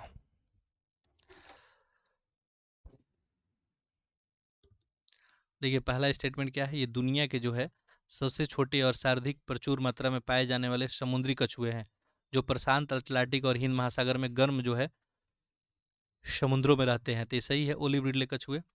इनके बड़े पैमाने पर जो है निर्मित जो है घोंसले को अरीविडा कहा जाता है, जहाँ हजारों मादाएं एक साथ समुद्र तट पे अंडे देते हैं, भी सही है। वन जीव संरक्षण अधिनियम 1972 के तहत अधिसूचित भी किए गए हैं। तीनों स्टेटमेंट सही है, तो आपका ऑप्शन क्या बन जाएगा यहाँ पे, 1 2 3, 1 2 3 ऑप्शन डी में दिख रहा है, यहाँ पे डी आंसर हो जाएगा। आगे देखिए 1893 में जो डुरंड समझौता हुआ था, उसी के संदर्भ में यहाँ पे कथनों पर विचार करना है, बताना है आपको कौन सा कथन सही है। यह समझौता ब्रिटिश सिविल सेवक हेनरी मोर्टिमर डुरंड और तत्कालिक अफगान अमीर अब्दुल रहमान खान द्वारा किया गया था। तो बिल्कुल डुरंड लाइन जो भारत अफगानिस्तान के बीच में उस समय ये खींचा गया था। खैर अभी ये भारत अफगानिस्तान के बीच है नहीं, अब अफगानिस्तान पाकिस्तान के बीच है। लगभग ये 26 से 40 किलोमीटर का लंबा अंतर्राष्ट्रीय सीमा रेखा है। तो पहला स्टेटमेंट तो सही है। इसमें खैबर दर्रे का सीमांकन अफगानिस्तान की तरफ किया गया था, ठीक है। दूसरा स्टेटमेंट गलत है इसमें। तो इस तरह से यहाँ पे ऑप्शन क्या बन जाएगा, यहाँ पे केवल एक। आगे देखते हैं क्वेश्चन नंबर हम लोग 52। जनजातीय शासन के संदर्भ में बताना है। विशेष पिछड़ी जनजाति समूह से संबंधित निम्नलिखित कथनों विचार कीजिए। दो कथन दिया है, इसमें से कौन सा आपको सही है। जनजातीय शासन के संदर्भ में, चलिए इसको हम जूम कर लेते हैं थोड़ा। ये जो आपको जनजातीय शासन का विशेष जो पिछड़ी जनजाति समूह की बात करें, तो वो जनजाति होते हैं जिन्हें औपनिवेशिक काल के दौरान अपराधी जनजाति के नाम से भी जाना जाता है। तो पहला स्टेटमेंट तो क्या है, आपको सही नहीं है यहाँ पे, ठीक है। यानी क्रिमिनल ट्राइब्स के नाम से इनको जानते हैं, ऐसा कुछ यहाँ पे नहीं है। दूसरा देखिए, भारत में संविधान के अनुच्छेद 342 के तहत ये जो आपको जनजाति समूह है, संरक्षण का प्रावधान इनको करता है। तो दूसरा स्टेटमेंट भी क्या है, यहाँ पे गलत है। इसके लिए जो है कोई जो है संवैधानिक प्रावधान की कहीं बात ही नहीं की गई है। तो दोनों स्टेटमेंट गलत है, तो ऑप्शन आपका तो बन जाएगा यहाँ पे डी। क्वेश्चन नंबर 53 देखिए, निम्नलिखित में कौन सा कथन विश्व बैंक के बारे में संस्थाओं में संबंध में सही नहीं है। गलत कौन सा है ये बताना है, ठीक है। अंतर्राष्ट्रीय वित्त निगम विकासशील देशों के निजी क्षेत्र को केंद्रित सबसे बड़ा वैश्विक विकास संस्थान है, तो सही है। बहुपक्षीय निवेश गारंटी एजेंसी अंतर्राष्ट्रीय निवेश से संबंधित विवाद को निपटान हेतु समर्पित है। तो दूसरा स्टेटमेंट क्या हो गया यहाँ पे, आपको गलत हो गया, तो यहाँ पे ऑप्शन बी बनेगा। बाकी क्वेश्चन नंबर 54 देखिए, निम्नलिखित में से किस शिलालेख में वर्धन वंश के राजा जो हर्षवर्धन के सुलेख कौशल के विवरण के साथ उनका हस्ताक्षर भी शामिल है, ठीक है। कौन से शिलालेख में है ये पूछा जा रहा है, तो ये आपको बांसाखेड़ा का शिलालेख में है, ठीक है। हर्षवर्धन के बारे में आपको पता ही है कि एक महत्वपूर्ण सम्राट थे। 590 से जो है 667 ईसा पूर्व तक जो है इनका कार्यकाल होगा।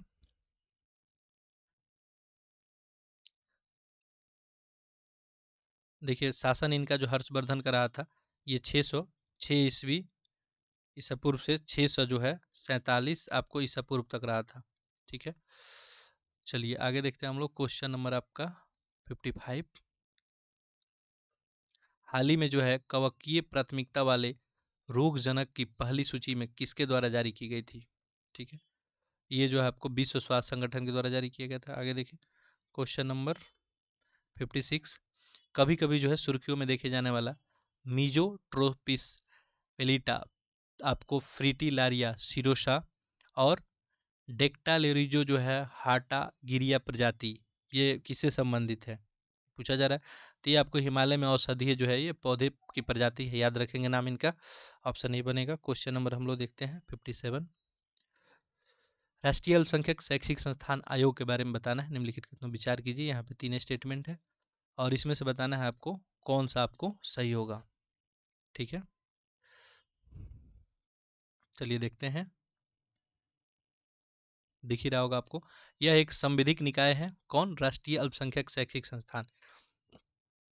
इसे सिविल न्यायालय की शक्तियां भी प्रदान की गई है, तो स्टेटमेंट सही है। इसका अध्यक्ष उच्च न्यायालय के एक न्यायाधीश द्वारा की जाती है। इसके अध्यक्षता उच्च न्यायालय के न्यायाधीश द्वारा और इसके 3 सदस्य केंद्र सरकार द्वारा नामित की जाती है, भी सही है।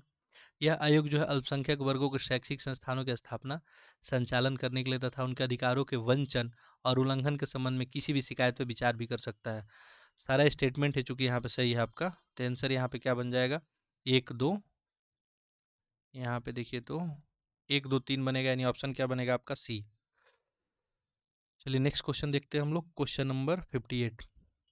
अतिरिक्त निगरानी उपाय के ढांचे के संदर्भ में निम्नलिखित कथनों पर विचार कीजिए और यहाँ बताइए कौन सा स्टेटमेंट सही है। देखिए यहाँ पे दो स्टेटमेंट दिए गए हैं। जो एएसएम होता है, ढांचे का उद्देश्य असामान्य मूल्य उतार चढ़ाव के प्रतिभूतियों का कारोबार करने वाले निवेशकों को सचेत करना होता है। एएसएम का निर्देश तो बिल्कुल सही है। एएसएम यानी आपका एडिशनल जो है सर्वलाइनेंस मेजर्स होता है। तो ये स्टेटमेंट क्या है आपको सही है। दूसरा देखिए, एएसएम में रखने वाले प्रतिभूतियों की शॉर्ट लिस्टिंग आरबीआई द्वारा तय किए गए एक उद्देश्य मानदंड पे आधारित होता है। दूसरा स्टेटमेंट क्या हो जाएगा आपको गलत हो जाएगा। ठीक है, तो यहाँ पे आंसर क्या बनेगा, केवल एक यानी ऑप्शन ए। आगे देखते हैं क्वेश्चन नंबर 59। राज्यसभा के नियम 267 के संदर्भ में बताइए कि इसमें जो है कौन सा सही होगा। यह किसी राज्यसभा के सदन के पूर्व निर्धारित एजेंटों को निलंबित करने के लिए विशेष शक्ति देता है। ठीक है, ये तो बात सही है। राज्यसभा का नियम जो है अगर 267 पढ़ेंगे तो राज्यसभा के सदस्यों को सदन के पूर्व निर्धारित एजेंटों को निलंबित करने का 2016 में इस नियम को पहली बार राज्यसभा में नोटबंदी पे बहस की अनुमति के लिए प्रयोग किया गया था। दूसरा स्टेटमेंट सही नहीं है। ठीक है, अंतिम बार देखेंगे 2016 में जो है इसको तत्कालिक सभापति जो हामिद अंसारी थे, मुद्रा के जो है विमुद्रीकरण यानी वाद विवाद में अनुमति दी थी इसको। तो ये बोला है कि पहली बार। ठीक है, और ये क्या हुआ है आपको अंतिम बार हुआ है, इससे पहले बहुत बार इस पे बात हो चुका है। तो केवल एक सही होगा, ऑप्शन आपका ये हो जाएगा। क्वेश्चन नंबर देखते हैं नेक्स्ट 60। सूफीवाद से नक्शबंदी सिलसिले के संदर्भ में निम्नलिखित कथनों विचार कीजिए और बताइए कि इसमें कौन सा सही है। यह अकबर के शासनकाल के दौरान भारत में प्रारंभ हुआ था, सूफीवाद में नक्शबंदी सिलसिला। तो पहला स्टेटमेंट तो क्या है आपको सही है, नक्शबंदी सिलसिला सूफीवाद का प्रमुख सिलसिला था। बहाउद्दीन जो है नक्शबंदी बुखारी के नाम पे इसका नाम पड़ा था। ठीक है, दूसरा देखिए, जहांगीर शेख अहमद जो है सिरहिंदी से प्रभावित होकर नक्शबंदी सिलसिले के प्रबल अनुयायी बन गया था। ठीक है, तो ये दूसरा गलत है। आपको नक्शबंदी सिलसिले में शेख अहमद जो है सिरहिंदी के विचार से जहांगीर प्रभावित हुआ था, बहुत कम प्रभावित हुआ इनसे। ठीक है, इससे प्रभावित हुआ ही नहीं था मान लीजिए। तो यहाँ पे केवल एक सही हो जाएगा। आगे देखिए क्वेश्चन नंबर 61।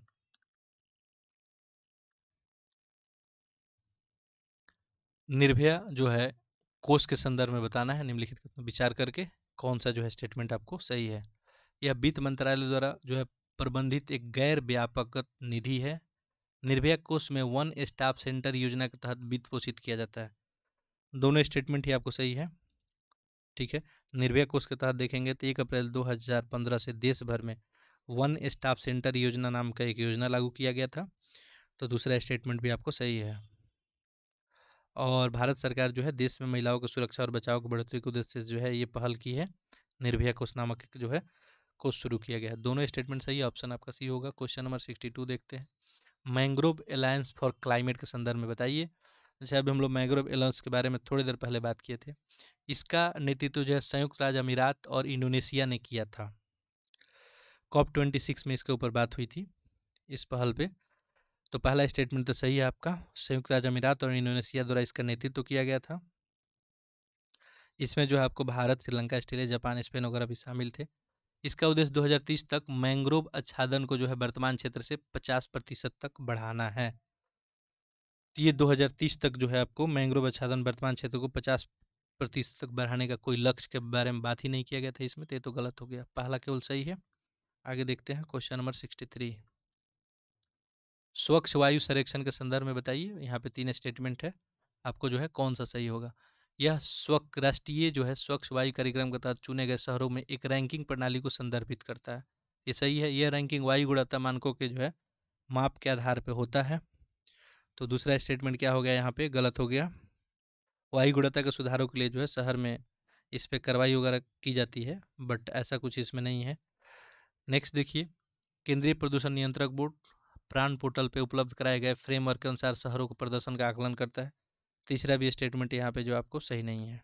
ठीक है, तो यहाँ पे केवल एक सही है, ऑप्शन देखिए क्या हो जाएगा, केवल एक यानी ए। आगे देखते हैं क्वेश्चन नंबर आपका नेक्स्ट है 64। निम्नलिखित में से किसे बैंक की परिसंपत्ति के रूप में माना जाता है। बैंक की परिसंपत्ति, ठीक है, तो ये जो है ग्राहकों का ऋण और जो अग्रिम होता है इसी को। आगे देखिए, डार्क वेब के संदर्भ में बताइए। 3 स्टेटमेंट दिया है, आपको बताना है इसमें से कौन सा आपको सही है। ऑप्शन आपको ऐसे नीचे दिया हुआ है, 1 2 है, 2 3 है, 1 3 है, 1 2 3 है। डार्क वेब के बारे में पहला, यह कालाबाजारी का आभासी एक समतुल्य होता है। यह जो है टॉर जैसे विशेषीकृत सॉफ्टवेयर द्वारा परिलक्षित होता है। डार्क वेब परिचालन वर्चुअल मुद्राओं जैसे क्रिप्टो करेंसी के लेन देन करते हैं। तीनों स्टेटमेंट ही डार्क वेब के बारे में आपको सही है। ऑप्शन यहाँ पे क्या बन जाएगा, डी बन जाएगा। आगे देखिए क्वेश्चन नंबर 66, अमूर फाल्कन के संदर्भ में निम्नलिखित कथनों विचार कीजिए। 3 स्टेटमेंट दिया गया है, यहाँ बताना है कि आपको फिर से कौन सा स्टेटमेंट सही है। अमूर फाल्कन, यह विश्व के सबसे लंबी दूरी वाला यात्रा करने वाला शिकारी पक्षी है। अमूर फाल्कन सही है। अमूर फाल्कन ने वार्षिक प्रवास के दौरान एक पड़ाव नागालैंड स्थित द्वांग झील में भी होता है इसका। पक्षियों की प्रजाति अंतर्राष्ट्रीय प्रकृति संरक्षण संघ में संकटग्रस्त प्रजातियों के लाल सूची में कम चिंताजनक श्रेणी में इसको शामिल किया गया। तीनों स्टेटमेंट सही है, तीनों स्टेटमेंट सही है, तो आंसर क्या बन जाएगा, ऑप्शन डी। नेक्स्ट क्वेश्चन देखते हैं।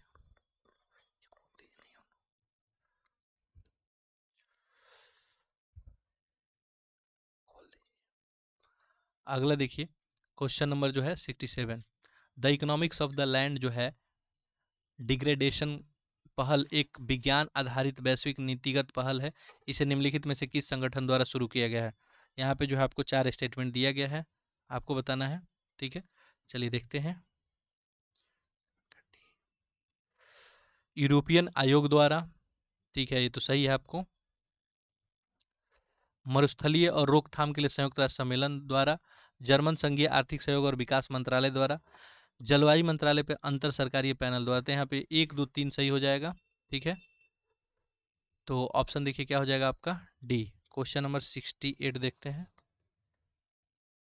जलवायु और स्वच्छ वायु गठबंधन के संदर्भ में निम्नलिखित कथनों पर विचार कीजिए, बताइए कि इसमें से कौन सा आपको सही है।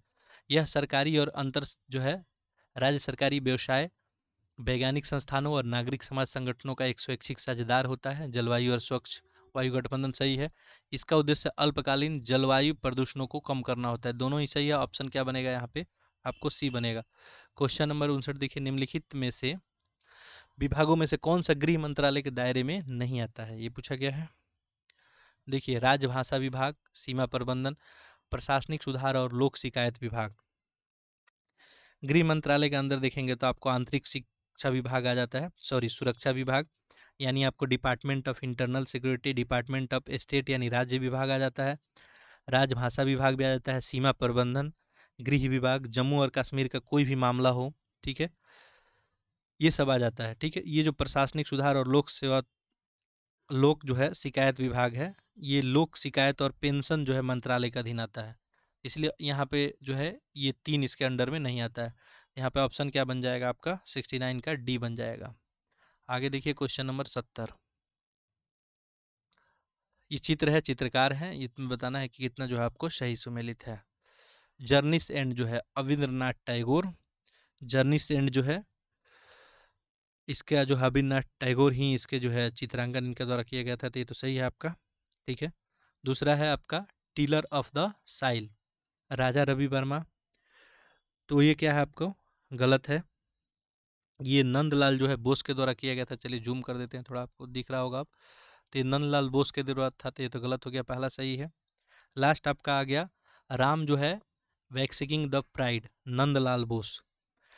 ठीक है, तो ये तो आपका राजा रवि वर्मा का था।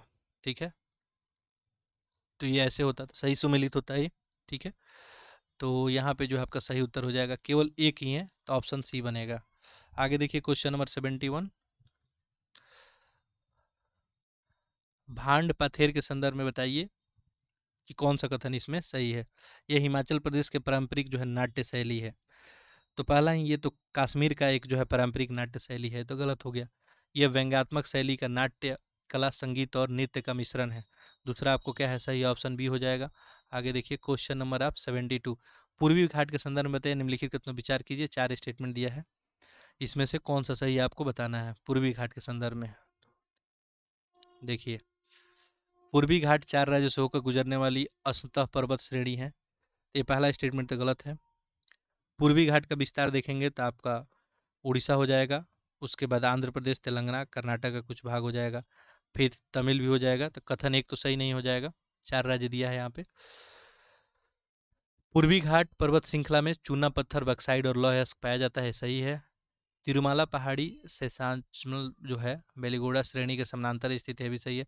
जवर्नी जो है शिवराय पहाड़ी कावेरी नदी के दक्षिण में स्थित है। चौथा भी स्टेटमेंट क्या हो गया आपका, गलत हो गया। ठीक है, कावेरी नदी के उत्तर में जो है देखेंगे तो ये सब स्थित है। तो यहाँ पे 2 3 सही है, ऑप्शन देखिए क्या हो जाएगा, 2 3 है ऑप्शन बी में। नेक्स्ट तो देखते हैं क्वेश्चन, क्वेश्चन नंबर 73। भारत में पर्यावरण संरक्षण के लिए जो है सरकारी पहलों के संदर्भ में निम्नलिखित कथनों पर विचार कीजिए। मिस्टी जो है भारत के समुद्री तट के किनारे मैंग्रोव वृक्षारोपण में सहायता के लिए एक पहल है, तो सही है, अभी थोड़ी देर पहले हम लोग पढ़े थे। ठीक है, mangrove institute of the shoreline habitation जो है आपका टेंजिबल इनकम्स के बारे में बात हो रही है। दूसरा देखिए स्टेटमेंट, दूसरा है पीएम जो है परिणाम का शुभारंभ आर्द्रभूमि के इष्टतम उपयोग को प्रोत्साहित करने के लिए किया गया था। तो दूसरा तो गलती है आपका, पीएम परिणाम ये जो है पृथ्वी माता का जो है पुनरुद्धार, इसके प्रति जागरूकता पोषण सुधार के लिए ये कार्यक्रम था, तो ये गलत हो गया, सॉरी दूसरा गलत हो गया ये। तीसरा देखिए अमृत धरोहर का शुभारंभ जो है रासायनिक उर्वरक संतुल उपयोग को बढ़ावा देने के लिए किया गया था, तो ये तीसरा स्टेटमेंट भी आपको गलत हो जाएगा। ठीक है, तो इस तरह से यहाँ पे जो है केवल एक सही है, केवल एक, यानी ऑप्शन ए। नेक्स्ट क्वेश्चन देखते हैं, भू राजनीति के संदर्भ में बताइए परायस जो है सुर्खियों में रहने वाला B9 क्या है। ठीक है, तो यहाँ पे देखिए 4 ऑप्शन आपको दिख रहा है। B9 के बारे में आप सब पढ़े होंगे। ठीक है, बुखारेस्ट 9 के बारे में बात हो रहा है, नाटो जो है संगठन में शामिल 9 देशों का क्या है, एक समूह है। तो यहाँ पे ऑप्शन क्या हो जाएगा, पूर्वी यूरोप में जो है 9 नाटो देशों का एक समूह है, जो कि शीत युद्ध की समाप्ति के बाद अमेरिका के नेतृत्व वाले सैन्य संगठन का हिस्सा बन गया था। ऑप्शन सी बनेगा। क्वेश्चन नंबर 75 देखिए, राष्ट्रीय पेंशन प्रणाली के संदर्भ में बताना है। यहाँ पे आपको 3 स्टेटमेंट दिया गया है, कौन सा आपको सही है। राष्ट्रीय पेंशन प्रणाली यह प्रतिफल के किसी आश्वासन के बिना बाजार से जुड़े प्रतिफल प्रदान करता है। ठीक है, ये तो क्या है आपका सही है। एनपीएस सशस्त्र बलों सहित केंद्र सरकार के सभी कर्मचारियों के लिए अनिवार्य है। ठीक है, दूसरा स्टेटमेंट क्या है आपको यहाँ पे सही नहीं है। एनपीएस जो है जनरली 1 जनवरी 2004 से जो है उसके पश्चात केंद्र सरकार जो है आपको सेवा में भर्ती कर्मचारी जो भी होते हैं उनके लिए लेके आया था अनिवार्य रूप से, तो ये दूसरा जो है नहीं होगा। एनपीएस में 18 से 70 वर्ष के आयु के कोई भी भारतीय नागरिक शामिल हो सकता है, तो ये बात क्या है आपको सही है। यहाँ पे 1 और 3 सही है, तो आंसर देखिए क्या बन जाएगा आपका, सी बन जाएगा। क्वेश्चन नंबर 76 देखते हैं हम लोग, दिल्ली सल्तनत के एक शासन के संदर्भ में, एक शासक के संदर्भ में बताइए। ठीक है, उपयुक्त में से जो है किसके बारे में बात किया जा रहा है। वो जो है नौरोज का त्यौहार का शुरुआत किया था, गैर तुर्कों के प्रशासन को बाहर कर दिया था, सिजदा और पैबोस रिवाजों का भी शुरुआत किया था। तो ये कोई और नहीं, कौन था आपका, गयासुद्दीन बलबन था। भारत में जो है बांस की खेती के संदर्भ में बताना है, कौन सा स्टेटमेंट आपको सही है। ठीक है, चलिए पहला देखिए, बांस प्राकृतिक रूप से भारत में सभी क्षेत्रों में पाया जाता है, तो पहला ये स्टेटमेंट गलत हो जाएगा आपको, सभी क्षेत्र में नहीं, जनरली ये 15 डिग्री से 25 डिग्री उत्तरी अक्षांश के बीच बांस का फसल आपको जनरली देखने को मिलता है। तो कश्मीर क्षेत्र वगैरह में देख लेंगे, यानी 15 डिग्री से जो है 15 डिग्री से आपको और 25 डिग्री के बीच, तो ये भारत पूरे भारत में तो पाया नहीं जाएगा। आगे देखिए, बांस संसाधनों का 50% से अधिक पूर्वी और पूर्वोत्तर राज्यों में पाया जाता है, सही है। वाणिज्यिक बांस की खेती के लिए भारतीय वन अधिनियम के तहत अनुमति की आवश्यकता होती है, तो इसमें जो है अनुमति की आवश्यकता होती नहीं है, तो ये भी गलत हो जाएगा, केवल 2 सही होगा, यानी ऑप्शन बी हो जाएगा। क्वेश्चन नंबर देखते हैं हम लोग 78। देखिए, भारत में पूर्व से पश्चिम को बढ़ते क्रम में जो है आपको बताना है रामसर स्थल की अवस्थिति का सही क्रम लगाना है। देखिए कहाँ से दिया है, पूरब से पश्चिम, ये पूरब हो गया आपका, ये हो गया आपका पश्चिम। तो इसमें यदि ध्यान देंगे आप, इसमें सबसे पहले खिजड़िया जो है वन्य जीव अभयारण्य आ जाएगा। ठीक है, इसके बाद आपको काजिरकुरम पक्षी अभयारण्य आ जाएगा, और इसके बाद आपका तंपरा आ जाएगा, और लास्ट में यहाँ पे रंगसागर झील आ जाएगा। ठीक है, तो मैपिंग वाला क्वेश्चन था, ऑप्शन यहाँ पे क्या बन जाएगा आपका, बी बन जाएगा। क्वेश्चन नंबर 79 देखिए, ग्लोबल शील्ड फाइनेंसिंग फैसिलिटीज के संदर्भ में बताइए, निम्नलिखित कथनों पर विचार कीजिए।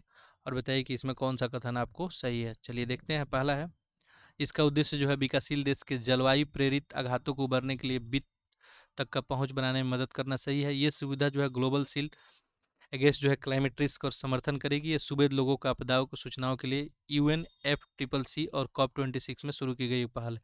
दोनों स्टेटमेंट यहाँ पे सही है, तो आपका आंसर यहाँ पे क्या बन जाएगा, सी बन जाएगा। आगे देखिए, निम्नलिखित में से किस समिति के अध्यक्ष लोकसभा के अध्यक्ष नहीं होते हैं। लोकसभा के अध्यक्ष नहीं होते हैं। कार्य मंत्रणा समिति, गैर सरकारी सदस्यों के विधेयकों पर संकल्पों संबंधित समिति, नियम समिति, सामान्य परियोजना समिति। तो यहाँ पे पूछा है सिंपल कि आपको बताइए कि किस समिति की अध्यक्षता में लोकसभा के अध्यक्ष नहीं करते हैं। तो यहाँ पे ऑप्शन हो जाएगा आपका बी, गैर सरकारी सदस्य के विधेयक हो या संकल्प संबंधित कोई बात हो, ये नहीं करते हैं। यानी प्राइवेट मेंबर्स बिल और रेजुलेशन जो है कमेटी की बात हो रही है। आगे देखिए, बाकी इसमें नियम समिति जो है इसमें भी लोकसभा समिति के 15 इसमें सदस्य होते हैं, अध्यक्षता यही करते हैं। इसमें जो समान प्रयोजन समिति और जनरल पर्पस जो कमेटी होती है इसमें भी ये करते हैं अध्यक्षता। 81 देखते हैं हम लोग। देखिए, कामागाटा मारू घटना के संदर्भ में यहाँ पे बताना है आपको कौन सा यहाँ पे सही नहीं है। दो स्टेटमेंट आपको दिया गया है, ठीक है। कामागाटा मारू एक जापानी वाष्प चलित जहाज था जिसे 1914 में जापान से कनाडा तक यात्रा भेजा गया था। पहला ये स्टेटमेंट क्या हो गया आपको, ये बात सही है कि वाष्प चलित जहाज था, लेकिन 1914 में हांगकांग से जो है कनाडा का यात्रा किया था। हांगकांग से लेके कनाडा से ब्रिटिश कोलंबिया के वैंकूवर तक का यात्रा किया था। तो स्टेटमेंट गलत हो जाएगा। बाकी ये जापानी वाष्प चलित जहाज था, ये बात तो सही है, ठीक है। तो ये स्टेटमेंट गलत हो गया। इंडियन होम रूल सोसाइटी ने इस घटना को उपयोग ब्रिटिश साम्राज्य के विरुद्ध बड़े पैमाने पर विद्रोह आयोजित करने के लिए किया था। देखिए, इंडियन होम रूल जो है इससे कोई बात नहीं रखा था कि इसको लेके रेफरेंस रखे, और ब्रिटिश इंडियन होम रूल के बारे में आपको पता ही है कि ब्रिटिश भारत में जो स्वशासन को बढ़ावा देना इसका काम था। दोनों स्टेटमेंट गलत हो जाएगा, और दोनों गलत है तो गलत ही बताना है, ऑप्शन सी हो जाएगा। क्वेश्चन नंबर, अनुवांशिक विकारों के संदर्भ में बताना है यहाँ पे कौन सा आपको स्टेटमेंट सही है। किसके बारे में, अनुवांशिक विकार के बारे में। चलिए, पुरुषों का वर्णांता विकारों के साथ जन्म लेने की संभावना अधिक होती है। वर्णांता के बारे में हो रहा है, कलर ब्लाइंडनेस। तो ये बात तो सही है, पुरुषों में जो है वर्णांता का चांस क्या होता है, ज़्यादा होता है महिलाओं की अपेक्षा। क्योंकि आपको पता ही है कि महिलाओं के पास 2 XX होता है, पुरुष XY, ठीक है। तो ये एक्स में प्रॉब्लम की वजह से ही होता है। तो इसके पास 2 एक्स होता है महिलाओं के पास, तो एक में प्रॉब्लम हो गया तो दूसरे में जो है कम खतरा होता है होने का, ठीक है। तो पहला स्टेटमेंट तो क्या हो गया, आपको संभावना वाली बात सही हो गई, ठीक है। नेक्स्ट देखिए, हीमोफीलिया एक रक्तस्राव विकार है जो केवल महिलाओं में होता है। दूसरा स्टेटमेंट है, तो दूसरा तो गलत है, ठीक है। इस रोग से जो है ज़्यादा प्रभाव महिलाएं देखने को मिलती है, लेकिन कुछ नर में भी ये देखने को मिलता है, तो ये गलत हो जाएगा। दात्र कोशिका अरक्ता तब होता है जब माता पिता दोनों में इस जीन के वाहक होते हैं। तो ये स्टेटमेंट आपको क्या हो जाएगा, सही हो जाएगा। तो 1 3 सही है, तो ऑप्शन देखिए क्या बन जाएगा यहाँ पे, ऑप्शन सी हो जाएगा। क्वेश्चन नंबर देखते हैं 83। संसदीय फोरम की संरचना के संदर्भ में निम्नलिखित कथनों पर विचार कीजिए और बताइए कि इसमें कौन सा सही है, ठीक है। चलिए देखते हैं।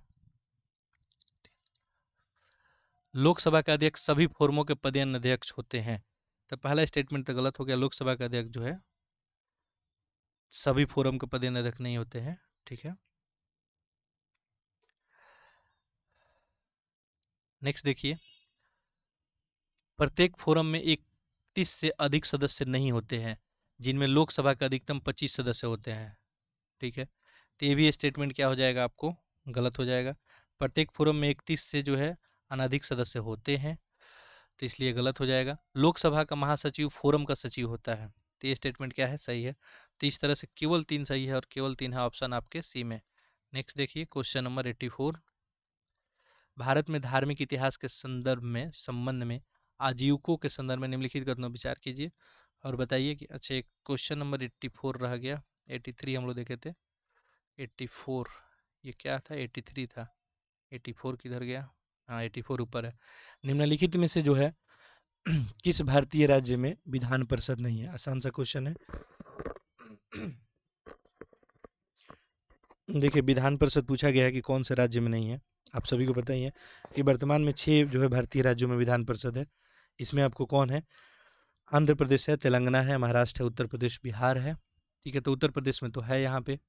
ठीक है, मध्य प्रदेश में नहीं है। ठीक है, महाराष्ट्र और कर्नाटक में है ही, तो ऑप्शन बी बन जाएगा। आगे देखिए, भारत में धार्मिक इतिहास के संबंध में आजीविकों के संदर्भ में बताना है।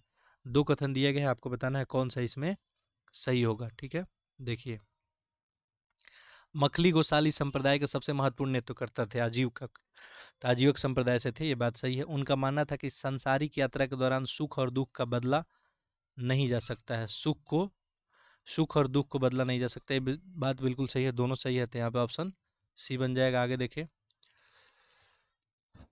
मीवान के संदर्भ में निम्नलिखित कथनों पर विचार कीजिए। यहाँ पे 3 स्टेटमेंट दिया है, आपको इसमें बताना है कि कौन सा आपको सही है। ठीक है, बाकी देखिए ऑप्शन आपका नीचे दिया हुआ है। ठीक है, देखिए, यह इलेक्ट्रॉन के समान होता है लेकिन इलेक्ट्रॉन से 200 गुना अधिक भारी होता है। ठीक है, तो मीवान जो है मूलभूतः जो है उपरमाणिक कण में से ही एक है, तो पहला स्टेटमेंट तो सही है। इलेक्ट्रॉन से लगभग ये 2 से 7 गुना अधिक भारी होता है, तो 200 गुना अधिक भारी होता है, ये भी स्टेटमेंट सही माना जाएगा। यह विघटित होने से पूर्व केवल 2.2 माइक्रो सेकेंड के लिए अस्तित्व में रहता है, ये भी यहाँ पे सही है। वायुमंडल में मीवान लगातार पृथ्वी की सतह के कोने कोने टकराते रहते हैं और लगभग किसी पदार्थ से होकर गुजरते हैं। तीनों स्टेटमेंट सही है, तो ऑप्शन यहाँ पे क्या बन जाएगा? डी। क्वेश्चन नंबर हम लोग 87 देखते हैं। पायरो जो है कपासी वर्षा मेघा के संदर्भ में बताइए। चलिए इसको हम जूम कर लेते हैं। यह जो है आपको पृथ्वी की सतह से तीव्र ऊष्मा द्वारा निर्मित तड़ित मेघ होता है। ये स्टेटमेंट आपको क्या हो जाएगा? सही हो जाएगा। अच्छा, यहाँ पे क्या बताना है? सही ही बताना है। ठीक है, तो ये स्टेटमेंट तो सही है। आगे देखिए, ये कपासी वर्षा मेघों की तरह निर्मित होता है, ये भी सही है। समताप मंडल और ऊपरी वायुमंडल में फंसे गए एरोसोल प्रदूषकों के लिए शोधक के रूप में काम करता है, तो ये जो है आपको शोधक के रूप में काम नहीं करता है। बात हो रही है पायरो जो है कपासी वर्षा मेघ की समताप मंडल में ऊपरी मंडल में फंसे गए एरोसोल प्रदूषक के लिए ये जिम्मेवार माना जाता है, जबकि उसके शोधन का काम नहीं करता है, ये इसके लिए जिम्मेवार होता है। तो यहाँ पे 1 2 सही है, 1 2 सही है, तो ऑप्शन आपका सी ही बनेगा। आगे देखिए, क्वेश्चन नंबर 88। चलिए इसको थोड़ा जूम इन कर लेते हैं। यहाँ पे छावनी बोर्ड के संदर्भ में बताना है, निम्नलिखित कथनों विचार करना है। यहाँ बताना है कि आपको कौन कथन सही होगा। यह गृह मंत्रालय के प्रशासनिक नियंत्रण में आता है, तो पहला तो गलत हो गया। ये जो रक्षा मंत्रालय होता है उसके प्रशासनिक नियंत्रण में छावनी बोर्ड होता है। छावनी बोर्ड के मुख्य कार्यकारी अधिकारी की नियुक्ति भारत के राष्ट्रपति द्वारा की जाती है। दूसरा स्टेटमेंट आपको क्या है? बिल्कुल सही है, तो यहाँ पे केवल 2 हो जाएगा। क्वेश्चन नंबर 89 देखें, निम्नलिखित कथनों विचार कीजिए, बताइए कि इसमें कौन सा आपको सही है। जुगाली करने वाले पशु जो है आंत्र किण्वन के कारण डकार के माध्यम से मीथेन निर्मुक्त करते हैं, तो स्टेटमेंट सही है। मानव गतिविधि के संबंध में कुल मीथेन उत्सर्जन 25% से अधिक के लिए जुगाली करने वाले पशु जिम्मेवार होते हैं, दोनों ये स्टेटमेंट सही है। ऑप्शन क्या हो जाएगा यहाँ पे? आपका सी बनेगा। क्वेश्चन नंबर देखते हैं हम लोग 90। निम्नलिखित में से कौन से जो है रिटर्निंग ऑफिसर का कर्तव्य होता है? आरओ। ठीक है, आरओ का कर्तव्य आपसे पूछा जाए है कि कौन सा होता है। इसमें 3 ऑप्शन दिया गया है, और इसमें देखिए, मतगणना केंद्रों पर निर्दिष्ट करना और उन्हें निर्वाचन आयोग द्वारा अग्रिम रूप से अनुमोदित करना, ये काम होता है उनका। मतगणना के स्थान पर तिथि और समय के बारे में उम्मीदवार को नोटिस भेजना, ये भी आरओ का काम होता है। मतगणना की गणना के कर्मचारियों की नियुक्ति और प्रशिक्षण देना, ये भी इनका काम होता है। तो इस तरह से यहाँ पे ऑप्शन क्या बन जाएगा? डी बन जाएगा। आगे देखिए, आरओ का काम। क्वेश्चन नंबर 91 देखते हैं। हड़प्पा संस्कृति के संदर्भ में बताइए कि कौन सा जो है मुहर का प्रयोग आपको था। नीचे दिए गए कोड का प्रयोग करके आपको आंसर बताना है। अभिलेख लिखना, सत्ता का प्रतीक, ताबीज, नीचे दिए गए प्रयोग करके उत्तर आपको बताना है। हड़प्पा संस्कृति के बारे में आपको पता ही है, ये सारी चीज़ें वहाँ पे देखने को मिली थी, तो इस तरह से ऑप्शन क्या हो जाएगा? आपका डी हो जाएगा। क्वेश्चन नंबर देखते हैं 92। भारतीय रिजर्व बैंक के दिशा निर्देश के अनुसार निम्नलिखित में से कौन से विशेष उल्लेखित खाता माने जाते हैं? यहाँ पे 3 स्टेटमेंट दिया गया है। विशेष उल्लेखित उल्लेखित खाता के बारे में, यानी स्पेशल जो है मेंशन अकाउंट के बारे में आपसे पूछा जा रहा है। 2014 में जो है आरबीआई इसको प्रस्तुत किया था। देखते हैं इसके बारे में। पहला देखिए, जिसमें मूलधन 30 दिनों के लिए अतिदेय होता है, इसको हम लोग स्पेशल मेंशन अकाउंट के नाम से जानते हैं, तो ये बात क्या है? आपको सही है। आगे देखिए, जिसमें आपको मूलधन का ब्याज 60 दिनों से अधिक अतिदेय होता है, ये भी सही है। जिसमें मूलधन और ब्याज 90 दिनों से अधिक समय के लिए अतिदेय होता है, तो तीसरा स्टेटमेंट क्या हो जाएगा, आपको गलत हो जाएगा। तो इस तरह से देखें, आपका उत्तर हो जाएगा 1-2, और 1-2 है ऑप्शन ए में। नेक्स्ट देखते हैं हम लोग क्वेश्चन नंबर आपका 93। संविधान संशोधन के संदर्भ में बताना है। यहाँ पे 2 स्टेटमेंट दिया गया है, इसमें बताना है कि आपको कौन सा सही है। पहला देखिए, भारतीय संविधान के अनुच्छेद 368 के तहत संशोधन शब्द का प्रयोग केवल एक बार किया गया है। 368 में देखेंगे तो संशोधन शब्द का उल्लेख संविधान के जो विभिन्न भागों में किया गया है, जैसे आपका अनुच्छेद 4 में है, अनुच्छेद 111, 161, 372। ठीक है, तो पहला तो गलत हो जाएगा कि 368 के तहत इसका प्रयोग केवल एक बार, केवल वर्ड यूज किया है। ठीक है, तो संशोधन का प्रयोग जो अगर देखेंगे, इसके अलावा अनुच्छेद 4, 107, 111, 161, 372 में किया गया है। संसद के संशोधन करने की शक्तियाँ परिपूर्ण है और इन पे कोई संवैधानिक सीमा लागू नहीं होती है। तो दूसरा स्टेटमेंट भी क्या हो जाएगा, आपको गलत हो जाएगा। देखिए, संसद को तो संशोधन का शक्ति है, ठीक है, लेकिन शक्तियों का प्रयोग जो है अपने मनमाने तरीके से लोग बिल्कुल नहीं करते हैं, नहीं कर सकते हैं। इनके कोई जो है बाउंडेशन सीमा होता है। तो यहाँ पे दोनों गलत हो जाएगा। तो ऑप्शन क्या बन जाएगा, डी बनेगा। आगे देखिए क्वेश्चन नंबर 94। भारत में जो है खाद्यान्न प्रबंधन के संदर्भ में निम्नलिखित कथनों विचार कीजिए और इसमें बताइए कि कौन सा आपको सही होगा। ठीक है, ऑप्शन आपको दिया हुआ है। पहला देखिए, केंद्रीय भंडारों में खाद्यान्न की बफर मानदंडों को आर्थिक मामले में मंत्रिमंडलीय समिति द्वारा निर्धारित किया जाता है। सही है। राष्ट्रीय खाद्य सुरक्षा अधिनियम के तहत राज्य और कवरेज के लिए नीति आयोग द्वारा निर्धारित किया जाता है। उपभोक्ता को खाद्यान्न वितरण का कार्य भारतीय खाद्य निगम के द्वारा दिया जाता है। तीसरा स्टेटमेंट क्या है, आपको सही नहीं है। उपभोक्ताओं के लिए खाद्य वितरण का कार्य जो है राज्य सरकार द्वारा लक्षित किया जाता है। तो ये तो गलत हो जाएगा। केवल 1-2 यहाँ पे सही है और 1-2 ऑप्शन आपको ए में है। आगे देखते हैं क्वेश्चन नंबर 95 में देखिए, अंतरिक्ष के संदर्भ में कभी कभी सुर्खियों में रहने वाला पद जो है स्टारलिंक कुइपर लाइट स्पीड संबंधित है। किससे संबंधित है ये? अंतरिक्ष आधारित जो है ब्रॉडबैंड सेवाओं से संबंधित है। ऑप्शन आपका बी हो जाएगा। क्वेश्चन नंबर देखते हैं हम लोग 96।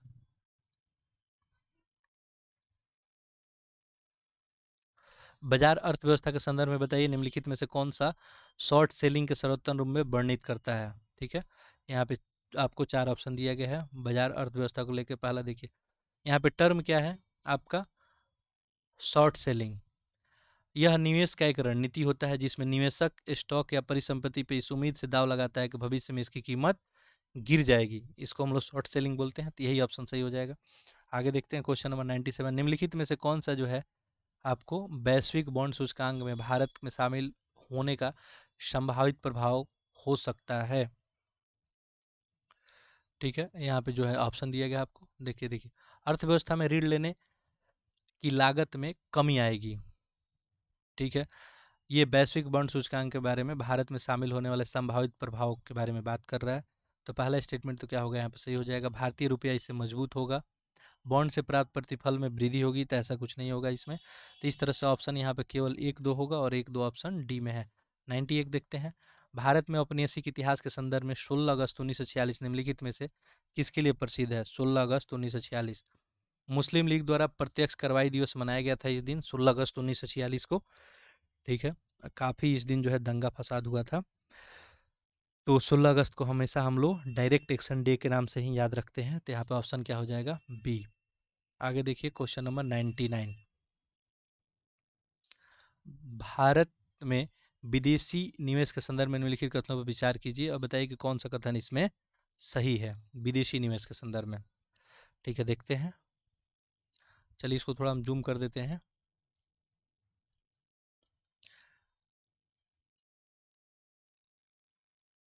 देखिए, विदेशी जो है पोर्टफोलियो निवेश के विपरीत प्रत्यक्ष जो है विदेशी निवेश केवल एक सूचीबद्ध भारतीय कंपनी के लिए ही किया जा सकता है। तो पहला स्टेटमेंट तो गलत है। ये गैर सूचीबद्ध भारतीय कंपनी के लिए भी किया जा सकता है, यहाँ पे गलत है। किसी सूचीबद्ध भारतीय कंपनी में प्रदत्त इक्विटी पूंजी 10% से कम निवेश को एफपीआई कहा जाता है। तो ये स्टेटमेंट क्या है, सही है। नेक्स्ट देखते हैं आपका स्टेटमेंट 3 है। यदि निवेश का प्रतिशत एक निश्चित स्तर से कम हो जाता है तो एफटीआई के रूप में वर्गीकृत निवेश को एफपीआई में परिवर्तित कर दिया जाता है। तीसरा भी करता है। अब मान लीजिए कि एक बार अगर एफडीआई बन जाता है तो सदा एफडीआई ही बना रहता है, इसको चेंज वगैरह नहीं किया जाता है। केवल 2 सही होगा यहाँ पे और केवल 2 ऑप्शन आपका बी में है। लास्ट क्वेश्चन देखते हैं आज का। विश्व स्वास्थ्य संगठन के संदर्भ में बताना है कौन सा आपको कथन सही है। ठीक है, यहाँ पे नीचे आपको स्टेटमेंट दिया गया है। 1 है, 1 3 है, 1 2 है, 1 2 3 है। देखते हैं। विश्व स्वास्थ्य संगठन के बारे में पूछा जा रहा है। ठीक है, देखिए आपको दिख रहा होगा, अब ऑप्शन भी दिख रहा होगा। पहला देखिए, यह संयुक्त राष्ट्र का एक विशेषीकृत एजेंसी है। WHO के बारे में, वर्ल्ड हेल्थ ऑर्गेनाइजेशन, ये बात सही है। ये विश्व स्वास्थ्य सभा इसकी सर्वोच्च निर्णय वाली संस्था है। ठीक है, तो ये भी बात क्या है, सही है। स्वैच्छिक योगदान इसके कुल धन का 20% से कम कवर करते हैं। तीसरा स्टेटमेंट यहाँ पे आपका सही नहीं है। ठीक है, तो इस तरह से यहाँ पे स्टेटमेंट आपका आंसर क्या बनेगा, 1 2 बनेगा, और 1 2 है ऑप्शन आपका सी में, तो यानी ऑप्शन बी बनेगा। ठीक है, तो इस तरह से हम लोग 100 क्वेश्चन फिनिश किए, फुल लेंथ टेस्ट था। कल हम लोग एक और फुल लेंथ टेस्ट देख लेंगे, तो आप फीडबैक कमेंट अपना लिखेंगे। और एनसीईआरटी वाला जो बैच है आपको, ठीक है, उसको आप ज़रूर देखेंगे। ओरिएंटेशन क्लास उसका हो चुका है, कल उसका फर्स्ट क्लास आपको मिलेगा। बाकी आप देखेंगे, हम अपने तरफ से आपके लिए ईमानदार प्रयास करते रहेंगे। आप लोग लेक्चर को अधिक से अधिक क्या करें, शेयर करें, और चैनल को सब्सक्राइब भी जरूर कर लें। आप सभी का बहुत बहुत धन्यवाद।